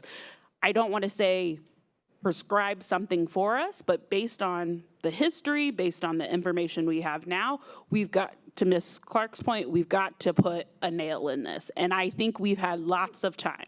I can say we can bring financially how much is available based off of the taxes that have been collected to go towards this project. And then you would have numbers on the scenarios, and that will give you here's what we have. And based on the scenario, you'll see what you would have to do. And then what we can do, because we'll see the numbers, is say if what we have is not more than what the numbers are, we would say, here's how the gap can be closed. But if it all aligns, then it's just you making a decision based on what's happened. And we can have that, correct, on the 23rd. We can have both of those things available. Yes, and I apologize. I also wanted to note that I also think it's important. We're hearing this midway point now on 7 days before 9/23, this entire board will have access to their presentation. It would behoove us to not wait until the day of the presentation or 2 days before to look at it. I am going to say that we oftentimes say we didn't get the information, but in this case, we have a precursor now, so there's lots of data, lots of information, look it over, ask your questions. But then on that date before 9/23, we need to make sure that we're looking at the questions. To me, it is irresponsible for us to continue to say that we didn't have enough time, and we actually have the time, we have to make it. So, thank you. So they are going to give us that information a week? 23rd. Or a week? Well, no, they said the 23rd. That's the If first we're time getting we it- will get it. Okay. No, the week before, at board prep meeting, even with this presentation was available. only time the public will have us discuss this publicly. So it would be irresponsible for us to make a decision on the 23rd. And I when the did not public- say that. I didn't say that. I said it would be irresponsible to make the decision on the 23rd, when the public is the first time that they would also get this information and hear our public questions and their very informative answers. Yes, and I don't disagree, and I think the way the process has been, the reason the public does not is because the board does not like to be caught off guard, which I respect and totally understand. If this board wants to decide today, we can make the information available to the public before that 7 days before when the agenda goes live. That's true, but until you have the public meeting, it is not official. We can make it official, this is public right now. I think what we'll do, just I to have a keep couple us of move questions forward. before you end. Well, and I know we've got another important presentation tonight, so I have a couple of questions. This issue. Yes, I'm getting to you. We'll get to the questions, but we'll continue moving forward, as I know we have another important presentation. No decision is being asked of the board on the 23rd. We'll have additional information.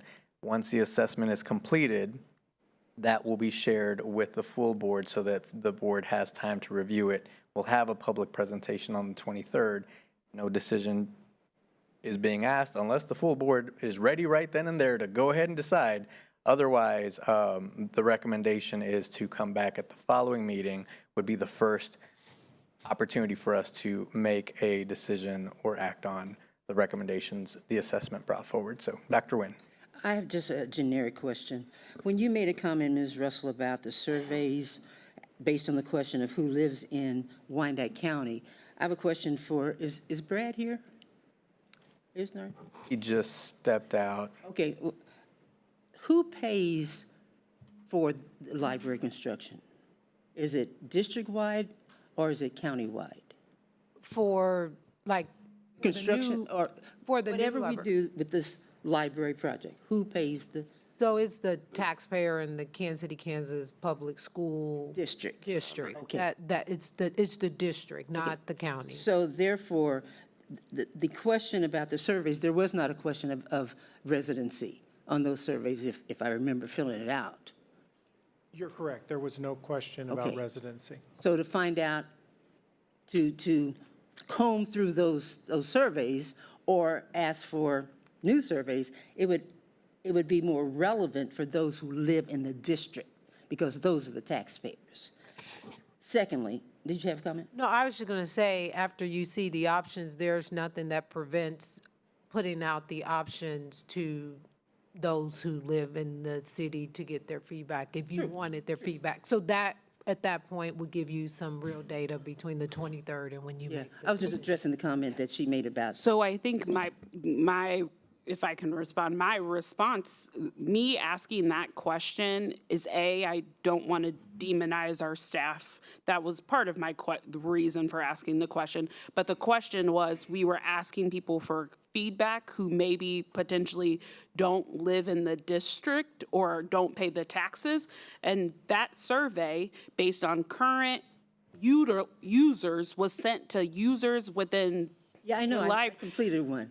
Right. And so I'm saying, if you look at the demographics of the users who that survey was sent to, more than likely, survey data will tell you that the demographics of who actually answered the survey isn't going to be any different. So that was the rationale. All in the air, it's a judgment call, it's crapshoot. Secondly, and I don't want to, again, I'll ask you, Dr. Stubblefield, do we still have a library advisory board? There is a library advisory board, yes. Was it officially convened by, and we've already had this conversation, convened by the board? It's not my understanding it was. I don't think so. I think it's been in place 4 years and it has evolved, but we've always had board member, some form of a board member to attend it, but it was not like our other advisory. So then my question goes to you, Greg, with the newer legislation, if it was not convened by the board, then it's not an official board advisory board. If it were, then the meetings had to be publicly announced. So So if it, I guess my question to you, it's not a question to you. It's a question of clarity. Does your memory, and we'd have to look at the record, suggest it's an official board library advisory group? Yeah, I don't remember how it was specifically convened or created, but my advice would be to treat it as a committee subject to the Open Meetings Act, just like any other board committee, regardless of how it was officially created. It's clearly related. It has functioned that way. Yeah. However, if it was not a legally convened advisory group, I think the functioning has been, and I'm getting confused between the advisory group and the foundation board, because I think they have. And there's actually, I think there's 3 different boards that float around there separate from our board, which is technically the library board. But my thought process, for whatever it's worth, is that all of them are effectively. Not the foundation. Not the foundation. No, the foundation would not be. The foundations they're 501c3, I believe, or a different designation of the IRS code. But the ones that are tied to the elected governmental entities, which would be either this board, and if it's an advisory committee to this board, then it would be a subcommittee, which would be governed by the Open Meetings Act, or there's the Wyandotte County. Yeah, that's board, which is different, but it does have some play, and by the same token, it would also be governed by the Open Meetings Act, if that's the question. No, the question is, I think we've been, in fairness to you, your group, and in fairness to you, I question your first group of stakeholders as being, and no respect, legitimate, because they're there. I'm not sure if the information was wide enough, but still, we've been operating as when a group comes and says 1, 2, 3, it appears that this body has accepted it full blown, and that's what I'm suggesting, that it may be fine, it is fine, great people, but they're not officially serving in the proper role that they claim to be. So that's just for clarification. Thank you. So I just want to clarify that initial group of 8, only 2 of the members, so that net that was cast for that 30 to 34 people, I think that was initially the invitation to those first 2 meetings. Only 2 representatives of the Friends of the Library Board were invited to participate. And so that group was no different than a public forum group. Outside of those individuals, UG officials, commissioners, Parks and Rec, livable neighborhoods, that group was a separate group of stakeholders, completely separate than the Friends of the Library Board, which is why, in my interpretation and my ask to Angie at KSB, that group is not actually providing direct guidance. They are supporting an RFP that was already solicited by the district. Okay. So. Fine. All right. Mr. Lopez, I just want to respond to a statement Ms. Russell made. I'm not trying to vilify the people that work there. I think it's a fair question, because I often get questions like that from taxpayers. Who are these people?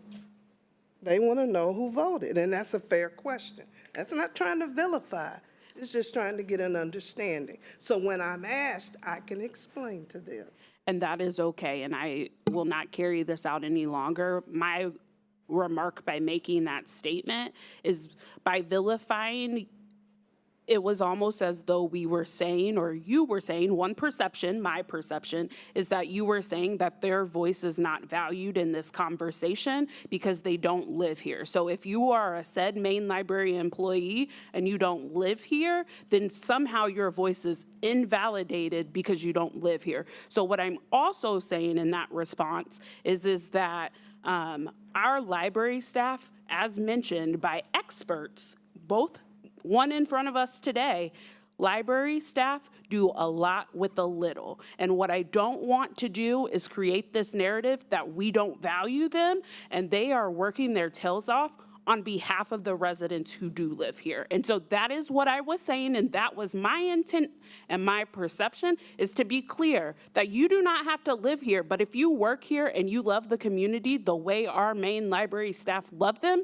then you are just as valuable as anyone who lives here. And I didn't say they were invaluable. You said that. I did not. But it is a legitimate question that should be answered. They do work their butts off. They're the best that we have. But we still, if someone asks the question, I need to, because I'm on this board, should be able to answer their question. Thank you, board, for a good conversation. Thank you to SAP and all of the work that you and your team have done. We're going to take a brief recess just to give folks time to stretch. Promise we're getting to our next presenters. I see you back there. Thank you for your patience. So we'll take a quick 6-minute recess. We'll be back to reconvene and continue with the meeting. Thank you.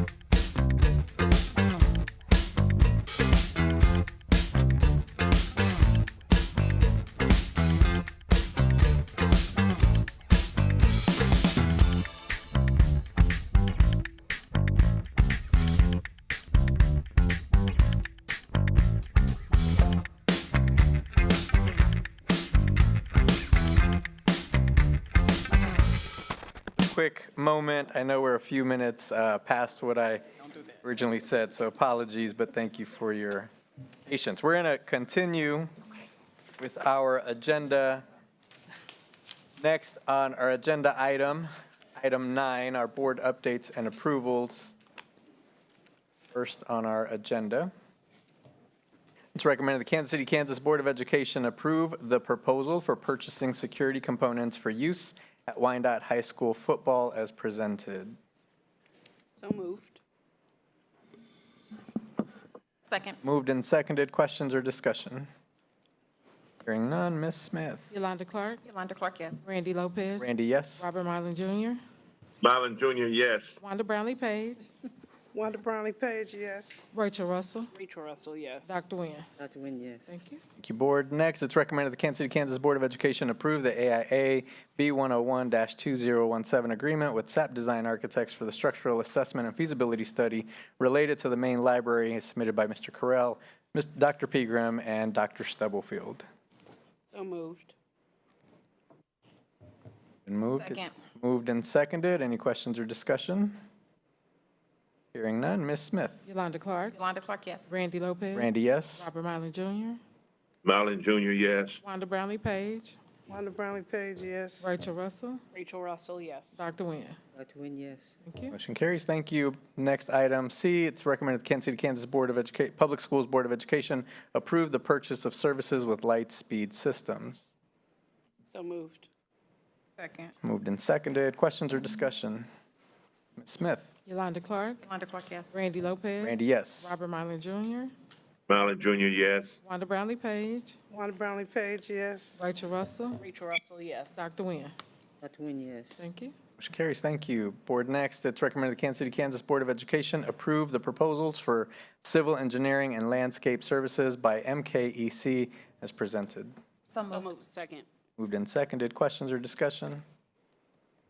Ms. Smith. Yolanda Clark, Yolanda Clark, yes. Randy Lopez. Randy, yes. Robert Mylan Jr., Mylan Jr., yes. Wanda Brownlee Page, Wanda Brownlee Page, yes. Rachel Russell, Rachel Russell, yes. Dr. Nguyen. Dr. Nguyen, yes. Thank you. Carries. Thank you. Next, Board, item E, it's recommended the Kansas City, Kansas Board of Education approve the publication of the notice of hearing for the revenue neutral rate and 2025-2026 budget. So moved. Moved and seconded. Questions or discussion? Question, what's the publication? What are we using? Mr. Isnar will come forward and share. It's the one that was approved by the board during the July 15th meeting. Good evening, everyone. That's the record news. Thank you. And I know that was approved, but does that really reach everybody, that particular paper? I'm not really I've asked that before, Yeah. so this, So at the next organizational meeting, or Greg can tell you if you want to change it for the future, if there's another paper that you would like for it to be, you can do it at that time. That's just what standardly this board has used for several years before my time. And additionally, I believe, and correct me if I'm wrong, this will be shared via our social media, our website, and other platforms. okay, because I just want to make sure we're utilizing every means to let people know. Yeah, for sure. And this doesn't do it. Yeah, we are required to keep it on our website as well. We publish it the same day, and it must be published at least 10 days before the hearing takes place. And as far as the newspapers, we're open to suggestions if you know of any that we could consider at the next reorg meeting. There's just not very many out there that exist for legal publications and things like that. So I few think 2 options. years ago, we had this conversation, and part of it is accessibility. So some of those newspapers charge in order for you to access something, and I think that's this record, we pay the fee or something, and it's not then put off on the subscribers. I'd have to go back, but I think it's in a end of the week, like 2 years ago. Well, I know they said all that, but I'll bring it up again. This, to me, is not the best source. Yeah, if we It can, doesn't reach that many people.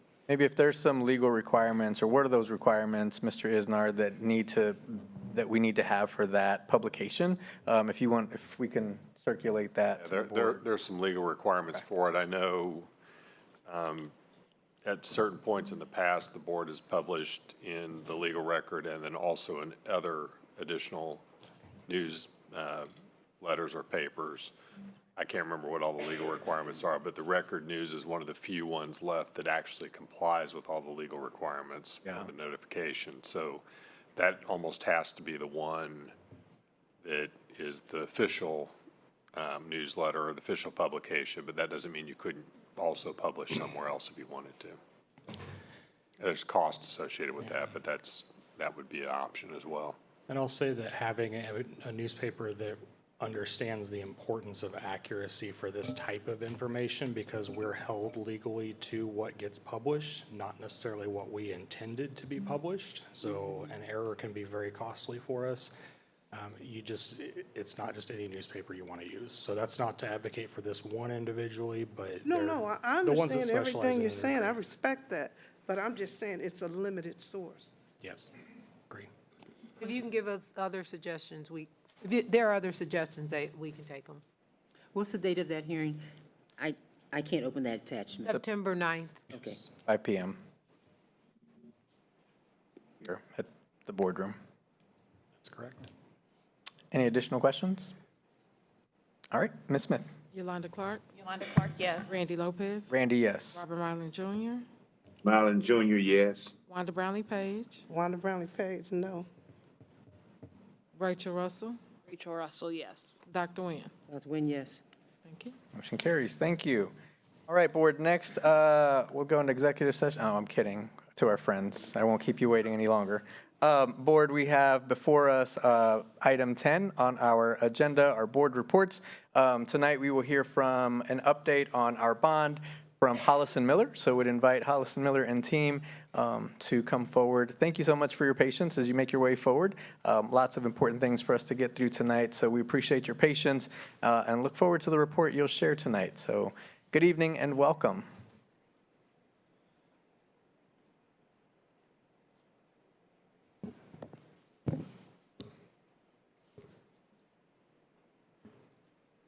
All right. Good evening, Dr. Stubblefield, Board, KCK Community. We're excited to be here tonight to present the first of several bond updates on the projects we are partnering with your team on currently. So I think I know most of you over time, but I am Megan Barnes, client leader with Hollison Miller. I've got the honor of presenting our first three projects this evening. With me, I've got Keegan Jackson, partner in charge, Kate Wainick, who is our Sumner project architect lead, and Julia Cusco, who is leading the Central Middle School project. Not with us tonight, but will be joining us at the next board meeting is Vatsal Patel, who's leading the Argentine project. Tonight, we're going to focus on a few things. We started on these projects back this spring and are excited to share a little bit about the timelines, the engagement that happened to date, and then we're going to focus tonight on a detailed Sumner Academy update, as well as a summary of the programming efforts for both the New Central and Argentine Middle School, and then a schematic design update on Central Middle School. And then we'll talk a little bit about what's to come. So to step back a little bit, we were hired in end of March, early April this spring to partner with you on these three bond projects. And we hit the ground running in May, and our first thing that we tackled was programming these to make sure that we really knew what we were doing and could balance budget and scope as we started the process. So Sumner Academy, since it had a pretty clear scope of what needed to happen there, we were able to start on that one immediately and have been working through design and documents since May. And we're excited to share a design update tonight. And then our goal would be to come back to you in November with bids for that project so we could start as early as next spring on that and get going for the kids and community at Sumner. Similarly, for the two middle schools, we were able to start a combined programming effort for Central and Argentine in May that extended through June. This was a little bit of a challenging timeline because we were up against the end of the school year trying to engage students and staff before we lost some of them for the summer. But we're excited to have everybody back now so that we can continue that engagement. We have completed schematic design for Central Middle School project, and we're in the process of doing a pricing exercise with our partners, CM Partners, Macau and Gordon, and we'll have more information to share on that in the coming months as that effort completes. And then we are starting to move into the design development phase. On Argentine, based on some of the site constraints and working through where these new buildings are going to go, we've staggered these schedules about 6 to 8 weeks, so we're about 8 weeks behind the central schedule on Argentine. We did finish that programming effort together for both of them from a parity standpoint, and then are now in the middle of schematic design on Argentine. So we won't provide that full update tonight, and we'll come back to you guys when we get to that same completion point as we're at on Central. Overall, we're looking at completing design and documents in February of next year for Central, and then in April of next year for Argentine, with the hopes of starting construction pretty close after there. And we're still working through some of those construction timelines with our partners based on the site procurement and some different factors, but should be able to share more finite schedules on those over the next couple of months and here through the end of the year to really talk about what that's going to look like from a construction and opening those new buildings standpoint. So with that, wanted to step back a little bit. One of the first conversations we had after we were hired was how do we want to handle engagement on these projects? Obviously, they're very specific building communities, Sumner, Central, and Argentine. And as I mentioned, we were in a little bit of a odd timing spot with when we started in May. So we obviously started with district leadership, the cabinet, and went through some different high-level visioning for what these projects would look like based on some of the long-range plan efforts. And then we did work with district leadership to identify both building leaders and some key staff to connect with on those early schematic and programming efforts at each of the building level. And then we also had the opportunity to start to engage some students through some surveys right before we lost them in May. So were able to engage some of the students at Sumner, Central, and Argentine through some surveys. And we're excited to find some additional opportunities here this fall, now that everybody's back, to further engage each of those buildings and the communities further. So we are working through that, defining what that looks like here over the next couple months, and can share more then. With that, I'm going to jump into the Sumner Academy update. One of the things we started with, since we did have that window of time, was we talked to students and staff about what do they want their experience of learning to really look like. So before we talk about the building and the architecture, what do you want that space to feel like, both as a staff member and a student? So what we heard was from staff that learning should feel collaborative, comfortable, inclusive, and open. I think that all resonates with all of us. Students said they wanted it to feel calm and cozy, comfortable, bright, and airy. So that was just kind of a starting point to understand what do we want these new spaces to look like. We want them to blend in. We want them to feel like Sumner, but also we can also start to modernize them a little bit. We also asked building admin and leadership and some of the staff, what does a learning belief look like for your team? We really wanted to understand what it was like to educate and be a student at Sumner Academy. And what they shared was that they could see this project instilling a sense of supportive, engaged, collaborative learning environment that inspires students, educators, and the larger community to strive to something greater. We kept hearing that these kids are really special and they really deserve that space to be something really amazing to look forward to going to every day. So with that, if you orient yourself to the Sumner Academy site here, up to the north is New Jersey Avenue. We are looking at building a 5-classroom addition on that northeast corner. Right now, the mobile classrooms that were the goal of this project are sitting where this new parking lot is shown. The goal with this addition is to replace those mobile classrooms. There are currently 8 classrooms in the mobiles, so we knew that our task was we had to replace those 8 classrooms. But we also identified through that early visioning that there were some other programmatic needs at Sumner, such as a new weight room. The current weight room is only about 700 square foot, which is very small, not conducive to a high school, so that a new safe and supportive space was really needed. So to do that, we had to balance budget and scope. So we had to find some spaces and get a little creative in the building. So working with building staff and admin, we were able to repurpose a few spaces within the building to get some program space for 2 classrooms so that they could build some of the new program spaces. We also were identified through an audit that a lot of the media center or library right now, there's a lot of old shelving that's not being used as they've pared back some of the actual physical collection. So we did identify a space within the library that could be converted to a new classroom to take on that 3rd classroom to allow us to right-size that addition a little bit more. A couple other things that are going to be a really good benefit of this project.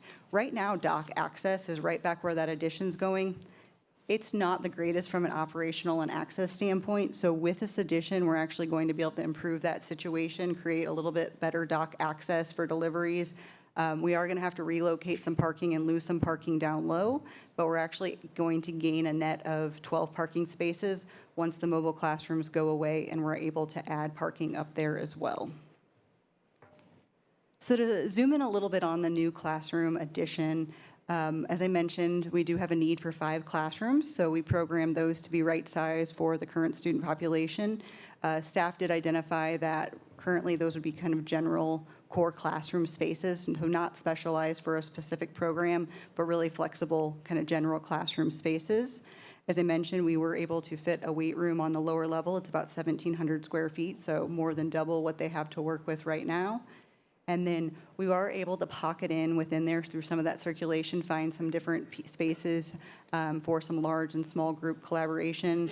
Also some of those focus spaces for pull-out if there needs to be some one-on-one instruction, somebody needs to step out to take a test.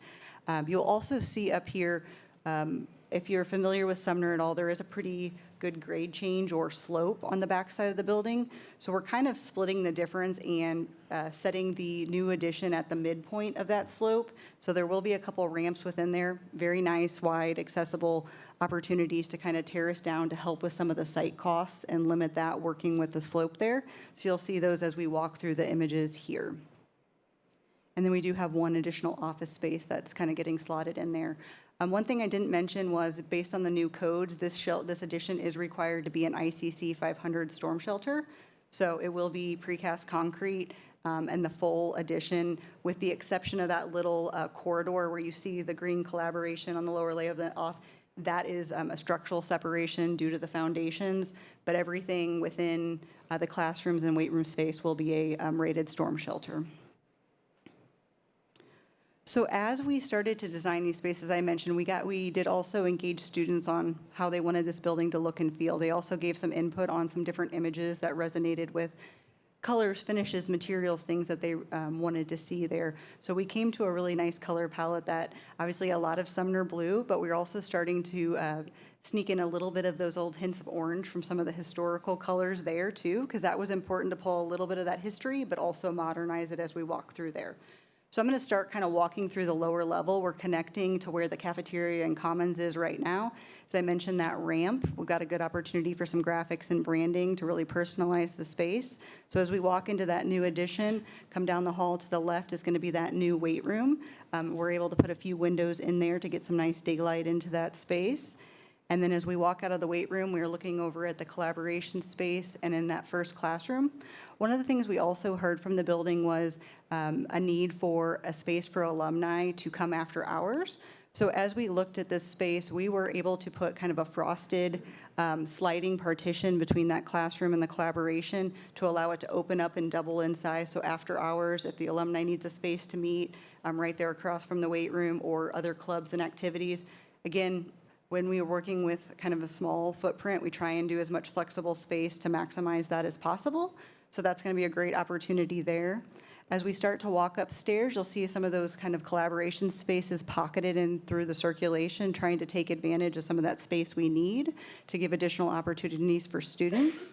And then as we come upstairs, we walk into one of those new classrooms. And then as we continue down the upper level, that connection back to the existing commons, which they call the multi-purpose space. I know they mentioned that was a space where kids meet in groups and after school and things, so we were able to connect there to create some additional opportunities as well.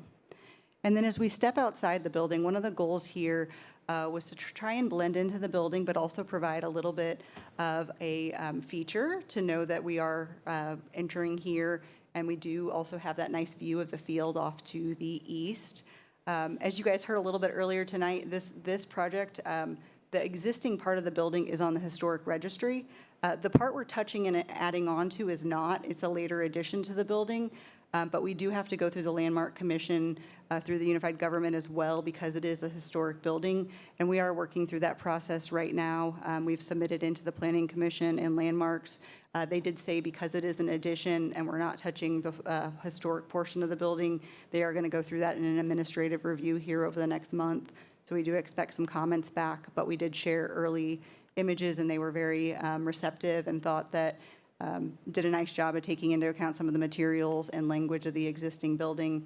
And then as you can see here at those entry points, you'll see that kind of blue feature. That is where that connector is. And then everything beyond that is that storm shelter, precast and brick, nice durable materials with some longevity there.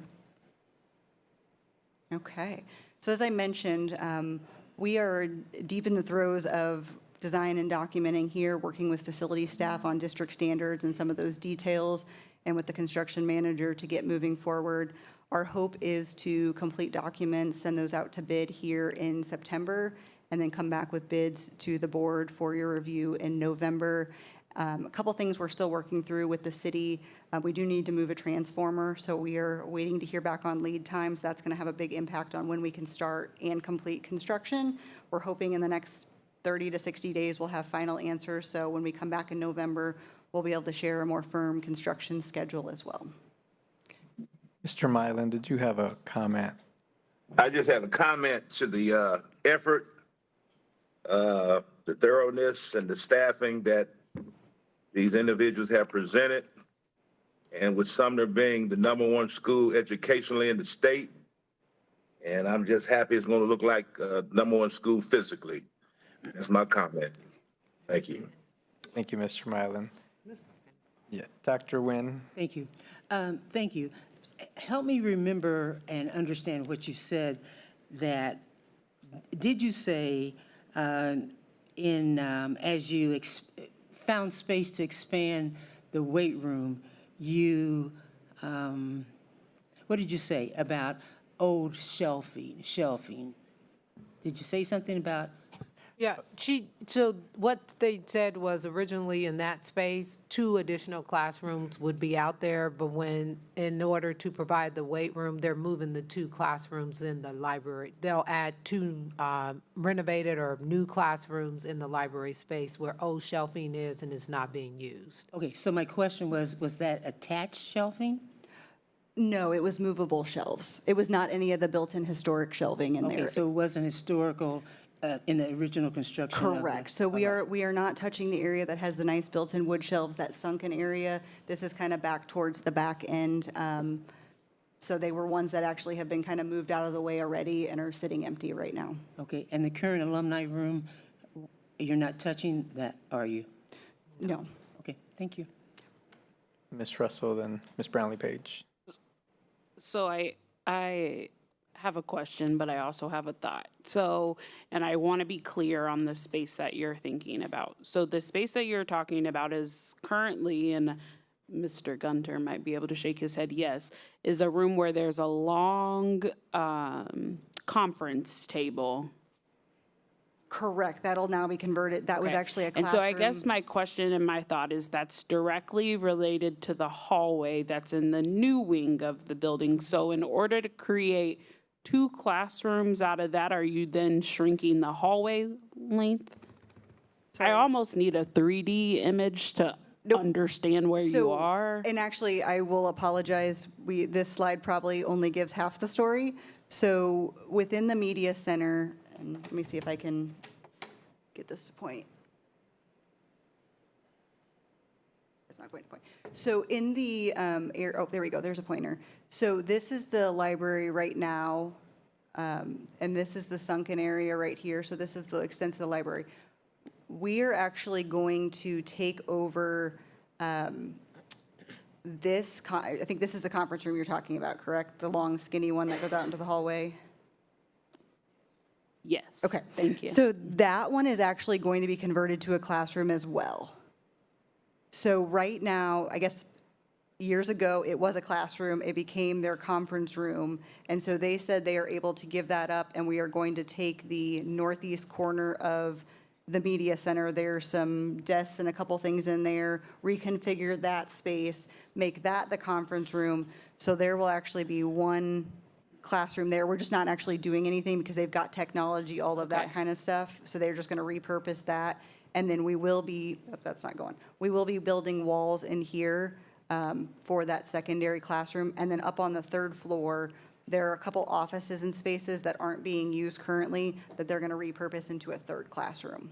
Okay, so I guess my then follow-up question to that goes more to the community feedback and the alumni feedback, because currently Sumner does not have a designated staff space. They're very much like the library, where they have all these little kitchenettes in very random spaces. And as an involved parent, I know that that space is currently used when we have like staff appreciation or those types of things. So we're then eliminating a space where people can set up things, because the kitchen and it's not even a kitchen in the office, isn't big enough for anyone to convene, or the mailbox space. And so I'm just balancing like the data and the information you've received versus like how far is that space that you're creating the alumni after hours to the actual alumni room, or those other things that are used in these very random spaces now, then where do you utilize those things? And I know it's a balance and like understanding needs versus things, but that's where my thought went with all of that, so. Ms. Brownlee Page. Thank you for your presentation. There's a room in Sumner currently now which represents old Sumner, and there's a lot of memorabilia. I didn't know if the young people, at one time, a group put together a presentation to take it out of that room and display it through the building. Did that come up at all? Just ask. It did not, that I'm aware of. Because it got so much in one room. And they have a strong history too. And they won numerous awards academically as well. I didn't know if there was a concern to try to include that. That did not get brought up to us, but that's something we could definitely follow up on. So I guess I want to go back. I maybe left it with a statement, but it actually was a question around alumni engagement, and I think it follows because based on the buckets that you previously showed, there was little to no engagement with those groups unless they had students at the building. And so before we get too far into the bidding process and the schematic, I know that they have an association, and that to me is a group that really needs to be a part of this process before we go way too far. Even though I know it's a very limited edition, they do have opinions, and I want their voice to be at this table as well. Sure. That's something we can definitely talk to district leadership and the building leadership about. When we identified who needed to be involved, I think that's kind of where we landed at the time, was because of the limited scope, and we didn't have the space or the budget to provide a dedicated alumni space within this edition. That didn't go further, but that's something we can definitely follow up on and make sure that's covered. And just a thought. So I heard 4 rooms, but speaking to what Ms. Page also said, is there a way to fix the schedule where one of those spaces, very similar to the small space that you're creating, could have that? It sounds like you have a very big weight room, and I believe that's deserved and all of that. But the alumni piece, which you put in the fabric of the marketing, I do still think that there is an alumni piece that is missing, that is not treasured in its current form, that even with this small project, I would like to see that be a part of it. So Okay. We can definitely follow up on that. Thank you. You can go ahead. Oh. I just want to kind of remind everyone, they do still have another part of the presentation, because I don't know if people had looked at it. It's Central and Argentine. So I just want you all to know that, not to cut this conversation off, but just know that that was the portion for Sumner. And there's an update for Central and a smaller update for Argentine. Yeah. I'm happy to keep going, and then we can answer any additional questions at the end. Okay. Please, thank you. All right, thank you. Okay, so we're going to jump into new middle school programming. And as I mentioned, we did program Argentine and Central together, and then we'll share a little bit more information on Central. So you guys have a really unique opportunity here. There's not many districts that can say that they've rebuilt 4 middle schools in a span of 10 years. And obviously, that's what we're looking at here as we move forward with Argentine and Central. We know that you guys had the opportunity to bring 2 new middle schools online in the last bond through Carl B. Bruce and Gloria Willis. So as we started this process, we wanted to make sure we acknowledge the fact that parity is a big thing, and we also want to make sure, though, that we are continuing to improve and build upon the success of the past, and continue to make things better for kids and community in KCK. So as we started this, we wanted to really reflect on how those middle schools were operating and what we could be learned from those as we started on the two new ones. So we did go through a post-occupancy evaluation process of those middle schools to get some feedback to understand in terms of the actual spaces, the basic program of the building. Did we need to start from scratch? Did we need to kind of just tweak some things? Or, kind of where did we need to start? And the information we started to get from that was overall, most of the program spaces, most of the general idea we started with on those still reign true and were still appropriate for where we were headed as a district. So we also did know, though, there were a few things that we learned that we needed to strategically reprogram, such as some of the collaboration flex spaces within those neighborhoods, the general classroom, how students and staff were using those. So that's one of the pieces we really focused on as we started to reprogram these buildings and make sure that we had the right spaces that students and staff could really support.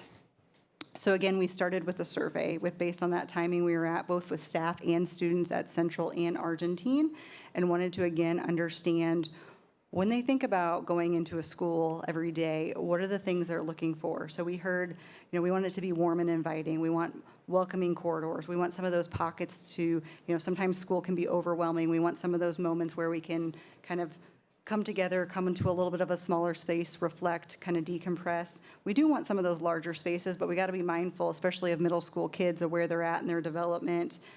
Very wide spectrum of what their needs are. So we got to balance that with the spaces that we provide. They talked a lot about hands-on learning. More and more, that's important to provide opportunities to do different things and learn in different ways because everybody learns differently. And then with that survey information, that kind of talked to us about how do we start this programming process. So as I mentioned, we brought together Central and Argentine building leadership and staff. And we went through 3 programming workshops with some hands-on activities to really dive into how they're going to use these spaces. The first one we did was an activity card where we actually went through different types of learning and what types of spaces that would be most conducive to how they do that. Again, we heard a lot of hands-on learning. They're doing more real-world learning in classrooms, so how do we support that with space? They wanted more opportunities for student presentation throughout the building. They talked a lot about peer-to-peer collaboration. Kids are learning more and more from each other, and how do we support that? And they wanted to, again, recognize students and celebrate the awesome work that your community is doing. And then, again, that opportunity for sensory or calming spaces throughout the building definitely has come up along the way from both students and staff. The second meeting and activity we did is we took everybody out into the real world and we went and toured Carl B. Bruce to talk about what do you like, what do you not like, would you use this space, how would you use this space, really to talk about some of those lessons learned and how we can improve on these next new middle schools and really personalize them for both the Argentine and Central communities. A couple things we heard, some opportunities. We heard a really great statement, our kids deserve the opportunity for diverse learning experiences beyond the classroom. Whether that looks like space or opportunities educationally, our kids deserve that. We heard dedicated parent entrances is important for after hours. We love natural light, but we got to balance that with security. That's been a big conversation, obviously. Security's got to be at the forefront of everything we do. They also talked about how they're supporting kids from an administration and counseling standpoint, and they felt like distributing those services throughout the building would help support kids better. And then talked about good amount of staff support and collaboration spaces. How do we support staff in these buildings too? A couple of the challenges, as I mentioned from that, there was some concern about windows from classrooms. How do we balance utilizing spaces, keeping it bright and open with security? So that's been a big conversation. The gym felt a little small from what they're used to at Argentine and Central. Concern about space for after-school athletics. And then supervision, of course, is always paramount. So we moved into that third meeting after we toured that. We learned a lot from those discussions and really talking about how space is used.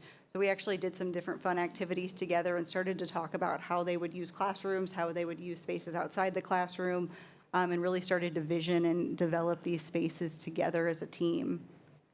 A few things that came out of those, again, as kind of some strategic reprogramming was, again, that assistant principals and counselors need to be closer to kids, maybe not in that main admin, starting to distribute some of the leadership to supervise a little bit differently and support kids differently. We talked about requests for flexible collaboration space that's a little bit more secure.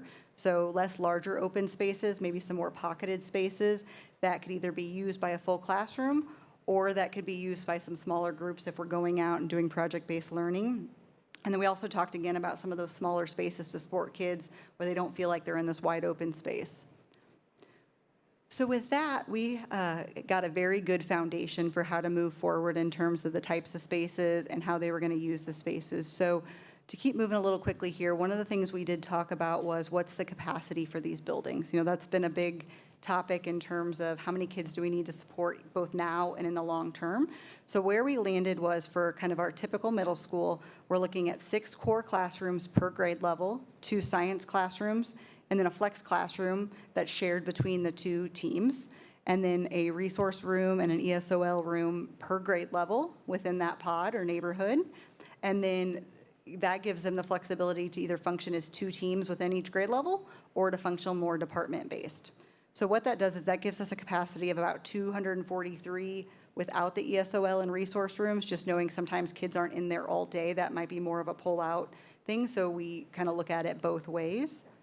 And then the other big pieces from a programming standpoint, at Carl B. Bruce and Gloria Willis, those explored life skills or special education more as a hub for the whole feeder that would come through there, whereas now we're stepping back a little bit and trying to make sure that we can provide different life skills and SPED programs within each middle school. So if I'm supposed to go to Argentine, I go to Argentine and can be supported in different ways. But we did scale that back and reduce the number of classrooms from Carl B. Bruce to in about half that would support that current population. And then again, elective spaces staying pretty much the same. One thing, obviously, computers now are more mobile than they were even back then, so we did eliminate the dedicated computer labs to go to more flex elective classes to provide different opportunities. And then staying with that same gym and locker room, flex performance space that can be more flexible. We are also looking at opening that up to the commons to provide additional opportunities for community events and larger events. And then as a quick summary here, so for Central Middle School, we've been calculating 27 students per class as kind of a max capacity of the building. So here with those core classrooms, flex classrooms, science rooms, the SOL resource and SPED rooms, looking at a capacity on day 1 of about 859. As a reminder, current enrollment's 679. And then we do at the bottom here, we are also master planning the buildings for a future addition. So if there was to be continued growth, we could add on 8 classrooms and get that capacity up to over 1,000 if that need arose in the future. And we'll be looking at that both with the aesthetics of the building to make sure if that does happen that it would blend in seamlessly. For Argentine Middle School, same thing there. The only thing we looked at here is because the population currently is lower, about 140, not 150 kids less, we did look at pulling out that flex classroom in each grade level to balance current costs with future projections, and are looking at a capacity of 783 with potential for, again, just right around 1,000 with an addition based on that current enrollment of 530. Okay, gonna keep rolling. So with that, that was our kind of endpoint of programming. We felt like we had a really good handle on what the spaces needed to be and how big we were building. So we dove into the schematic design on Central Middle School. I'm not going to run through all these for the sake of time, but again, we really started with understanding from staff and students what they wanted the experience of learning to look like in these new buildings. So we asked them about how students should feel, obviously safe, empowered, valued, how staff should feel supported, respected, inspired, and excited, and the community should feel connected, engaged, and welcomed in the new building. We also, again, asked staff and leadership, what is a supportive environment? Kind of what is your learning belief as you walk into this new building? And they noted this should be a safe place that welcomes and celebrates each student's unique background while uniting them to be empowered to reach confidently towards their futures. So this is something I know our team has been really excited about and are using this as a guidepost for the design of the building to make sure we're really reaching back and trying to reflect the community of each of these buildings. So specific to Central, I think most of you guys know this at the board, but for the publics, we are looking at a new site for Central that is to the northwest of the current Central site, just to the north of the current Vibrant Health and Community Center. So we're at between 11th, 12th Street and Riverview, just to the south of current M.E. Pearson Elementary School. This site is, I believe, just under 10 acres, which is a good-sized site for what we are able to get in this area close to Central. It is, I will say, a little bit tight for a middle school, but we are getting creative, and it's going to work out well here. We do have about 50 feet of grade change across the site that we're going to take to our advantage for drainage and kind of terracing the building there.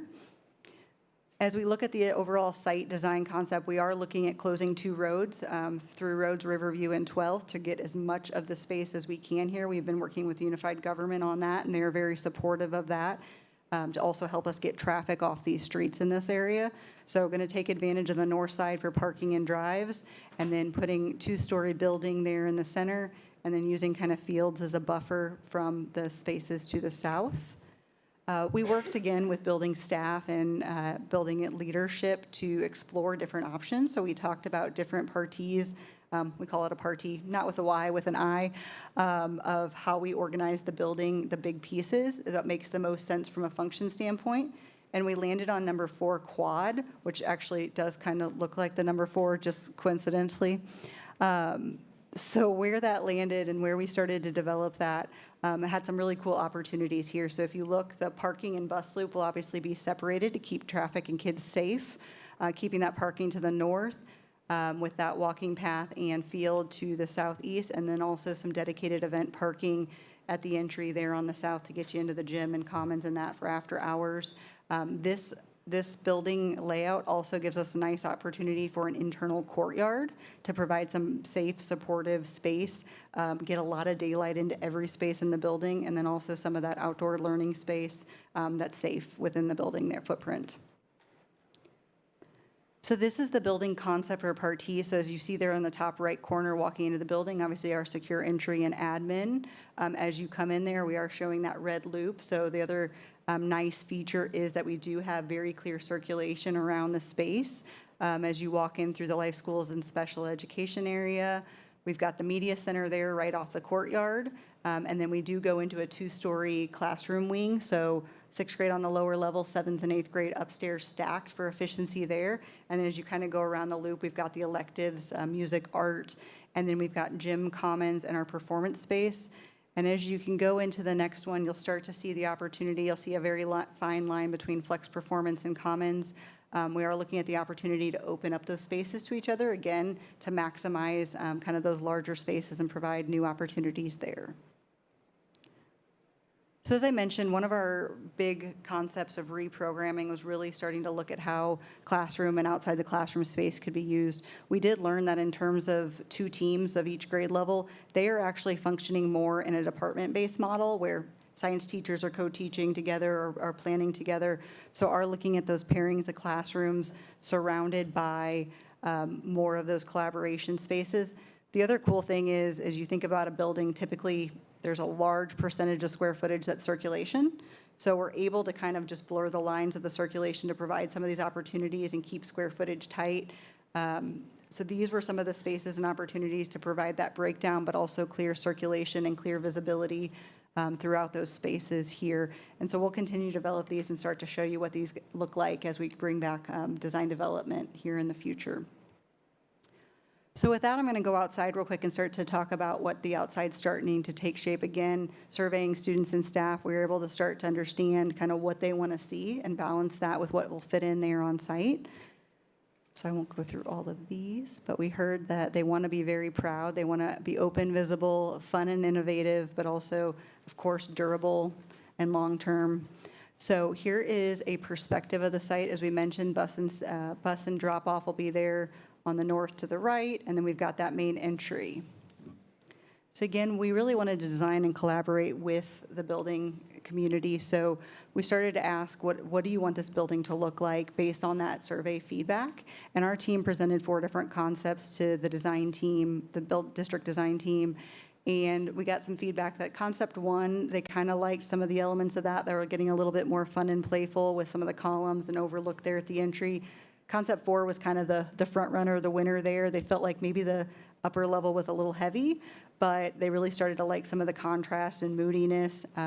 It was very clear that red brick, while historic at the current building, was something we wanted to probably stray away from a little bit to give it a little bit modern feel, but also maybe bring in some of the school colors as a nod back to some of that older brick there on the lower level. So we are just kicking off design development, but as we walk through that, this is the kind of the next iteration of that. This is not the final design, but starting to look at some of the massing and balance of some accents of some of that red that is their school color, and then starting to break down the scale of the building and create some welcoming environment there. So with that, that's kind of our central and middle school update for today. As I mentioned, we're diving into design development here over the next 2 months, and we'll be continuing to work with that building and district design team to move this forward, and then we'll be doing the same on Argentine and plan to come back in front of you guys here over the next couple months with additional updates. Thank you. That was fast and a lot of information, but thank you. Would open it up to the board for any questions or feedback for the team. Ms. I'm Russell. gonna ask my same question that I asked before about community engagement in this process. I have my own personal opinions about what you just showed, but I also, am not an Argentine or Central Middle School person, and so I want to make sure that the broader community has input into what these buildings look like and how they reflect the community and the neighborhood at large, because you're placing an 800 people building in the middle of a neighborhood. And so, yeah, I look forward to ways that you guys continue to involve the community. I know that was a strong part for me during the process, and making sure that there has been some very loud feedback around some of the other, so I appreciate that you all went through a walkthrough from both a strengths but also an opportunity, but want to make sure that before we get too far, again, that we are bringing in community voices and neighbor voices in the design process. Thank you. Additional comments, questions?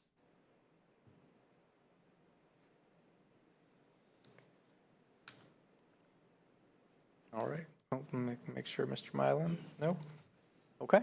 Thank you. Well, thank you so much. And Board, I know that was a lot of information, so as you continue to go through that, as things come up for you or questions or thoughts, please share that with Dr. Stubblefield, and we can get that to the team to bring back additional information or answer any questions you may have. Yeah, I was also going to say, Megan, next time tell those people that looking pretty to give you a water break or something. Like, come on now. He went and got him some water. Ain't did not one conversation, but got him some water. So, Mr. Lopez. Yes, Mr. Mylan. I did have a thought. Well, I did have a question. Thank you. I was hesitant. In the presentation, it was mentioned of about a small gym. So will that be revisited?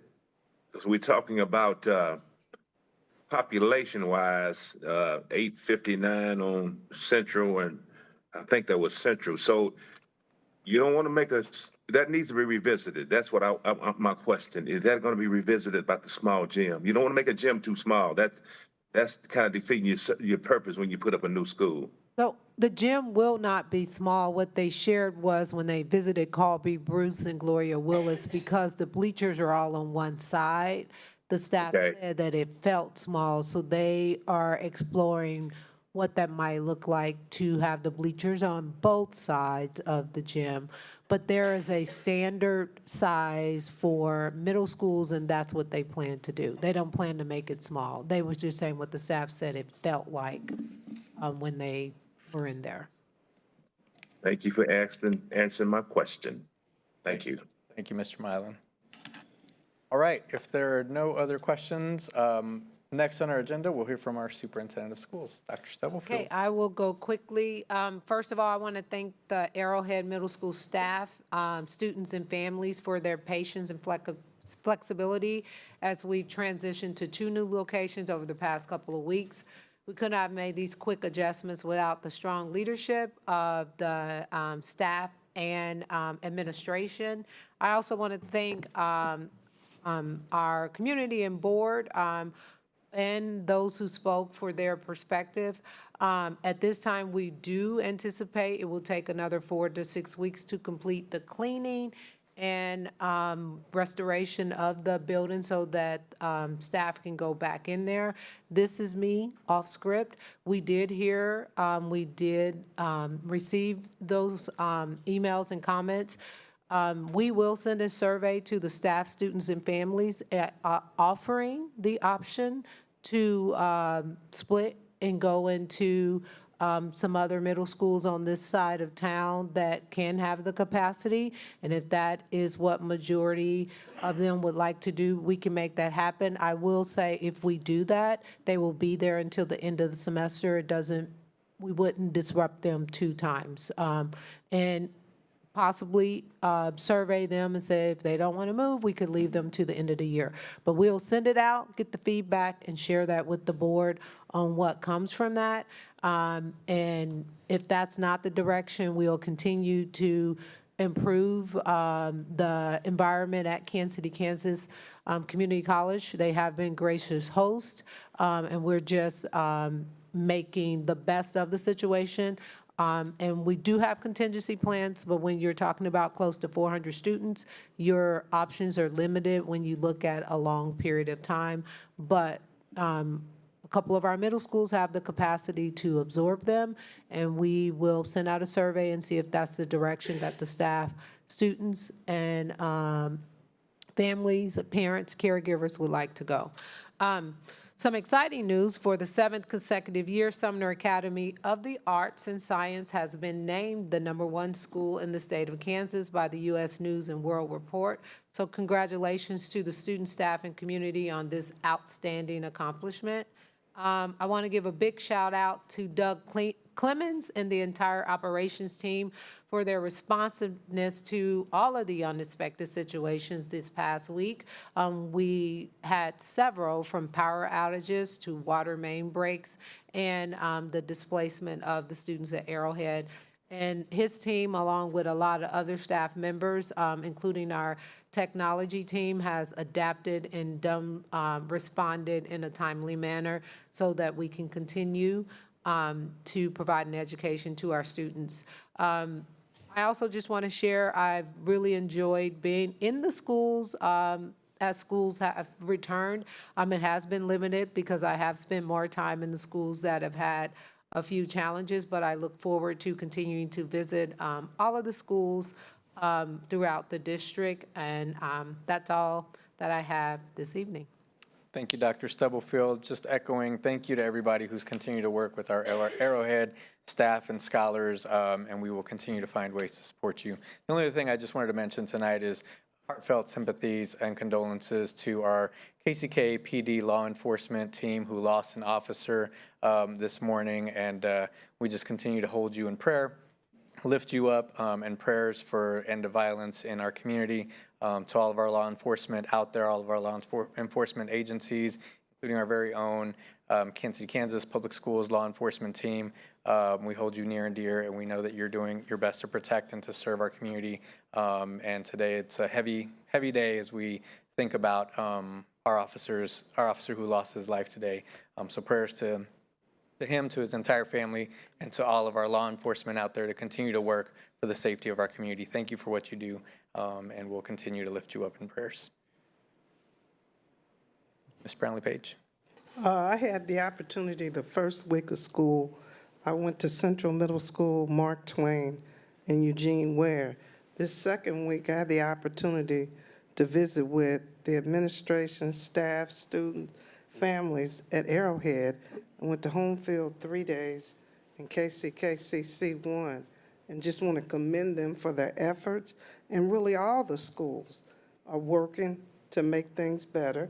It's a process, and we have to continually work on it if we want our kids to succeed.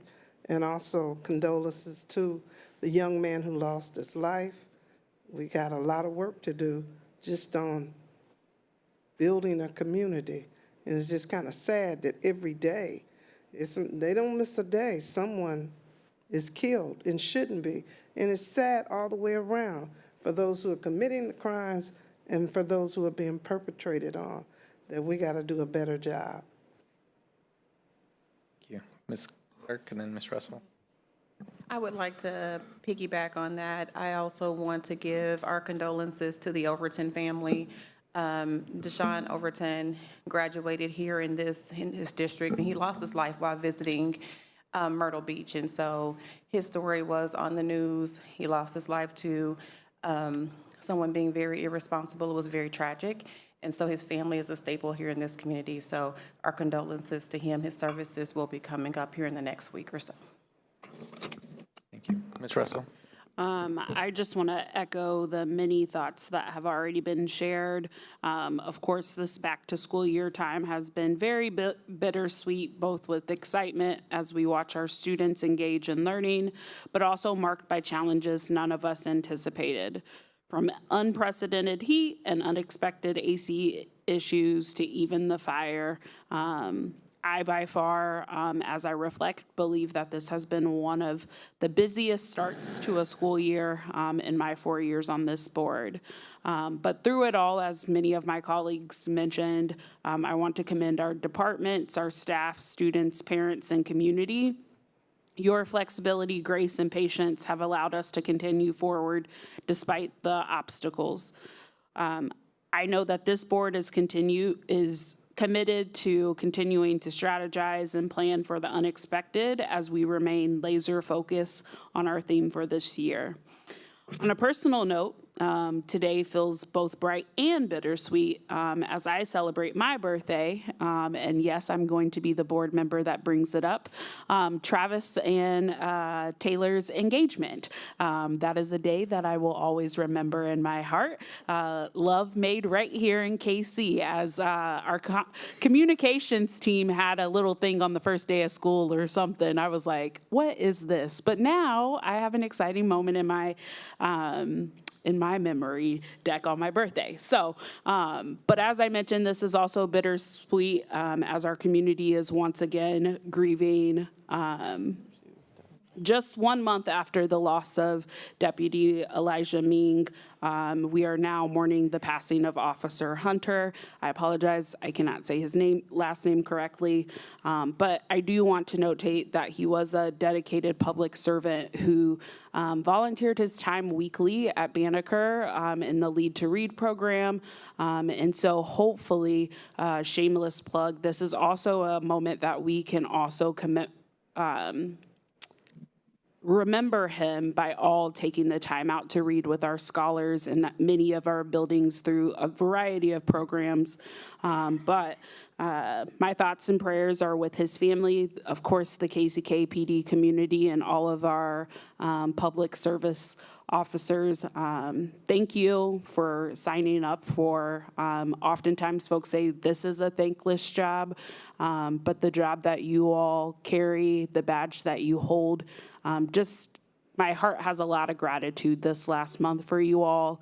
One is way too many, and now our community yet again is back in that same spot. So enough is enough, and I wear that shirt proudly to say that we've got to make a change. We got to do something different. So thank you. Thank you, Ms. Russell, and happy birthday. Dr. Nguyen and then Mr. Milan. Right, also my condolences to our community members, but also to our deputy clerk who lost her mother. And losing a mother is super difficult. So that we must acknowledge that as well. Two things, attended the KSB board meeting this weekend, and so we have the legislative regional listening tour on September 3rd, 11:30 a.m. at Blue Valley, and we have the addresses, and 6 p.m. at Shawnee Mission. So please register for one or both. Essentially, that is what the school districts in the state will advocate for legislatively. And secondly, remember the annual conference in Wichita, and it is being revamped for more participation, and actually adding a day for clerks this year. So Thank you. Thank you, Dr. Nguyen. Mr. Mylan? Yes, thank you, President Lopez. My same sentiments and condolences for all that's been said for the officer that has lost his life in the line of duty, and much prayers needed, you all. And it's no secret the times we live in, and this is the time we live in, and it's sad, but it's true. And also for our deputy secretary clerk in her loss of her mom, as Ms. Nguyen said, Dr. Nguyen said it. Losing a mom is great in your spiritual letdown. But I want to say, on a great note, also I had a opportunity to go to J.C. Harmon, and I do intend to visit more of the high schools. I think I got one to go to between now and the year's up. But great spirit, great energy in the school. And teachers are doing well. Students are seeming to be involved, and I was very, very impressed of the attitude and the spirit that was exemplified at J.C. Harmon High School this past week. So I was excited, and just looks like they're doing a great job there. That's all I have at this time. God bless everyone. Thank you, Mr. Mylan, and safe travels back. Board, next, would entertain a motion to recess to executive session to discuss matters of non-elected personnel in order to protect the privacy interests of all parties involved, to include Dr. Stubblefield, Mr. Goheen, Dr. Pegram, Mr. Hansford, and Dr. Jones for 5 minutes, going in at 8:19. So moved. Ms. Smith? Yolanda Clark, Yolanda Clark, yes. Randy Lopez. Randy, yes. Robert Marlin Jr., Marlon Jr., yes. Wanda Brownlee Page, Wanda Brownlee Page, yes. Rachel Russell, Rachel Russell, yes. Dr. Nguyen. Dr. Nguyen, yes. Thank you.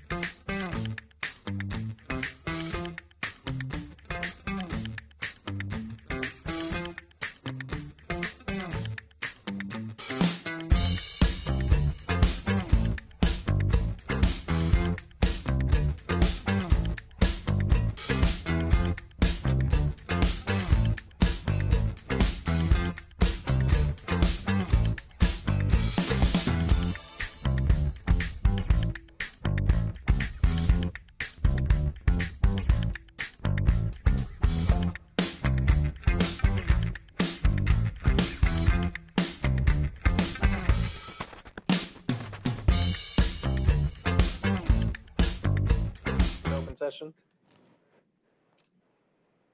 Second. Moved by Ms. Clark, seconded by Ms. Russell. Ms. Smith? Yolanda Clark, Randy Lopez, Andy, yes. Robert Milam Jr., Allen Jr., yes. Wanda Brownlee Page, Rachel Russell, Dr. Nguyen. Thank you. Motion to recess to executive session for consultation with the attorney on matters which would be deemed privileged in the attorney-client relationship under COMA to include Dr. Stubblefield, Mr. Goheen, Dr. Jones, Mr. Hansford, Dr. Pegram for 5 minutes going in at 8:28. So moved. Moved by Ms. Russell, seconded by Ms. Clark. Ms. Smith? Yolanda Clark, Randy Lopez, Randy, yes. Robert Milam Jr., Allen Jr., yes. Wanda Brownlee Page, Rachel Russell, Dr. Nguyen. Thank you.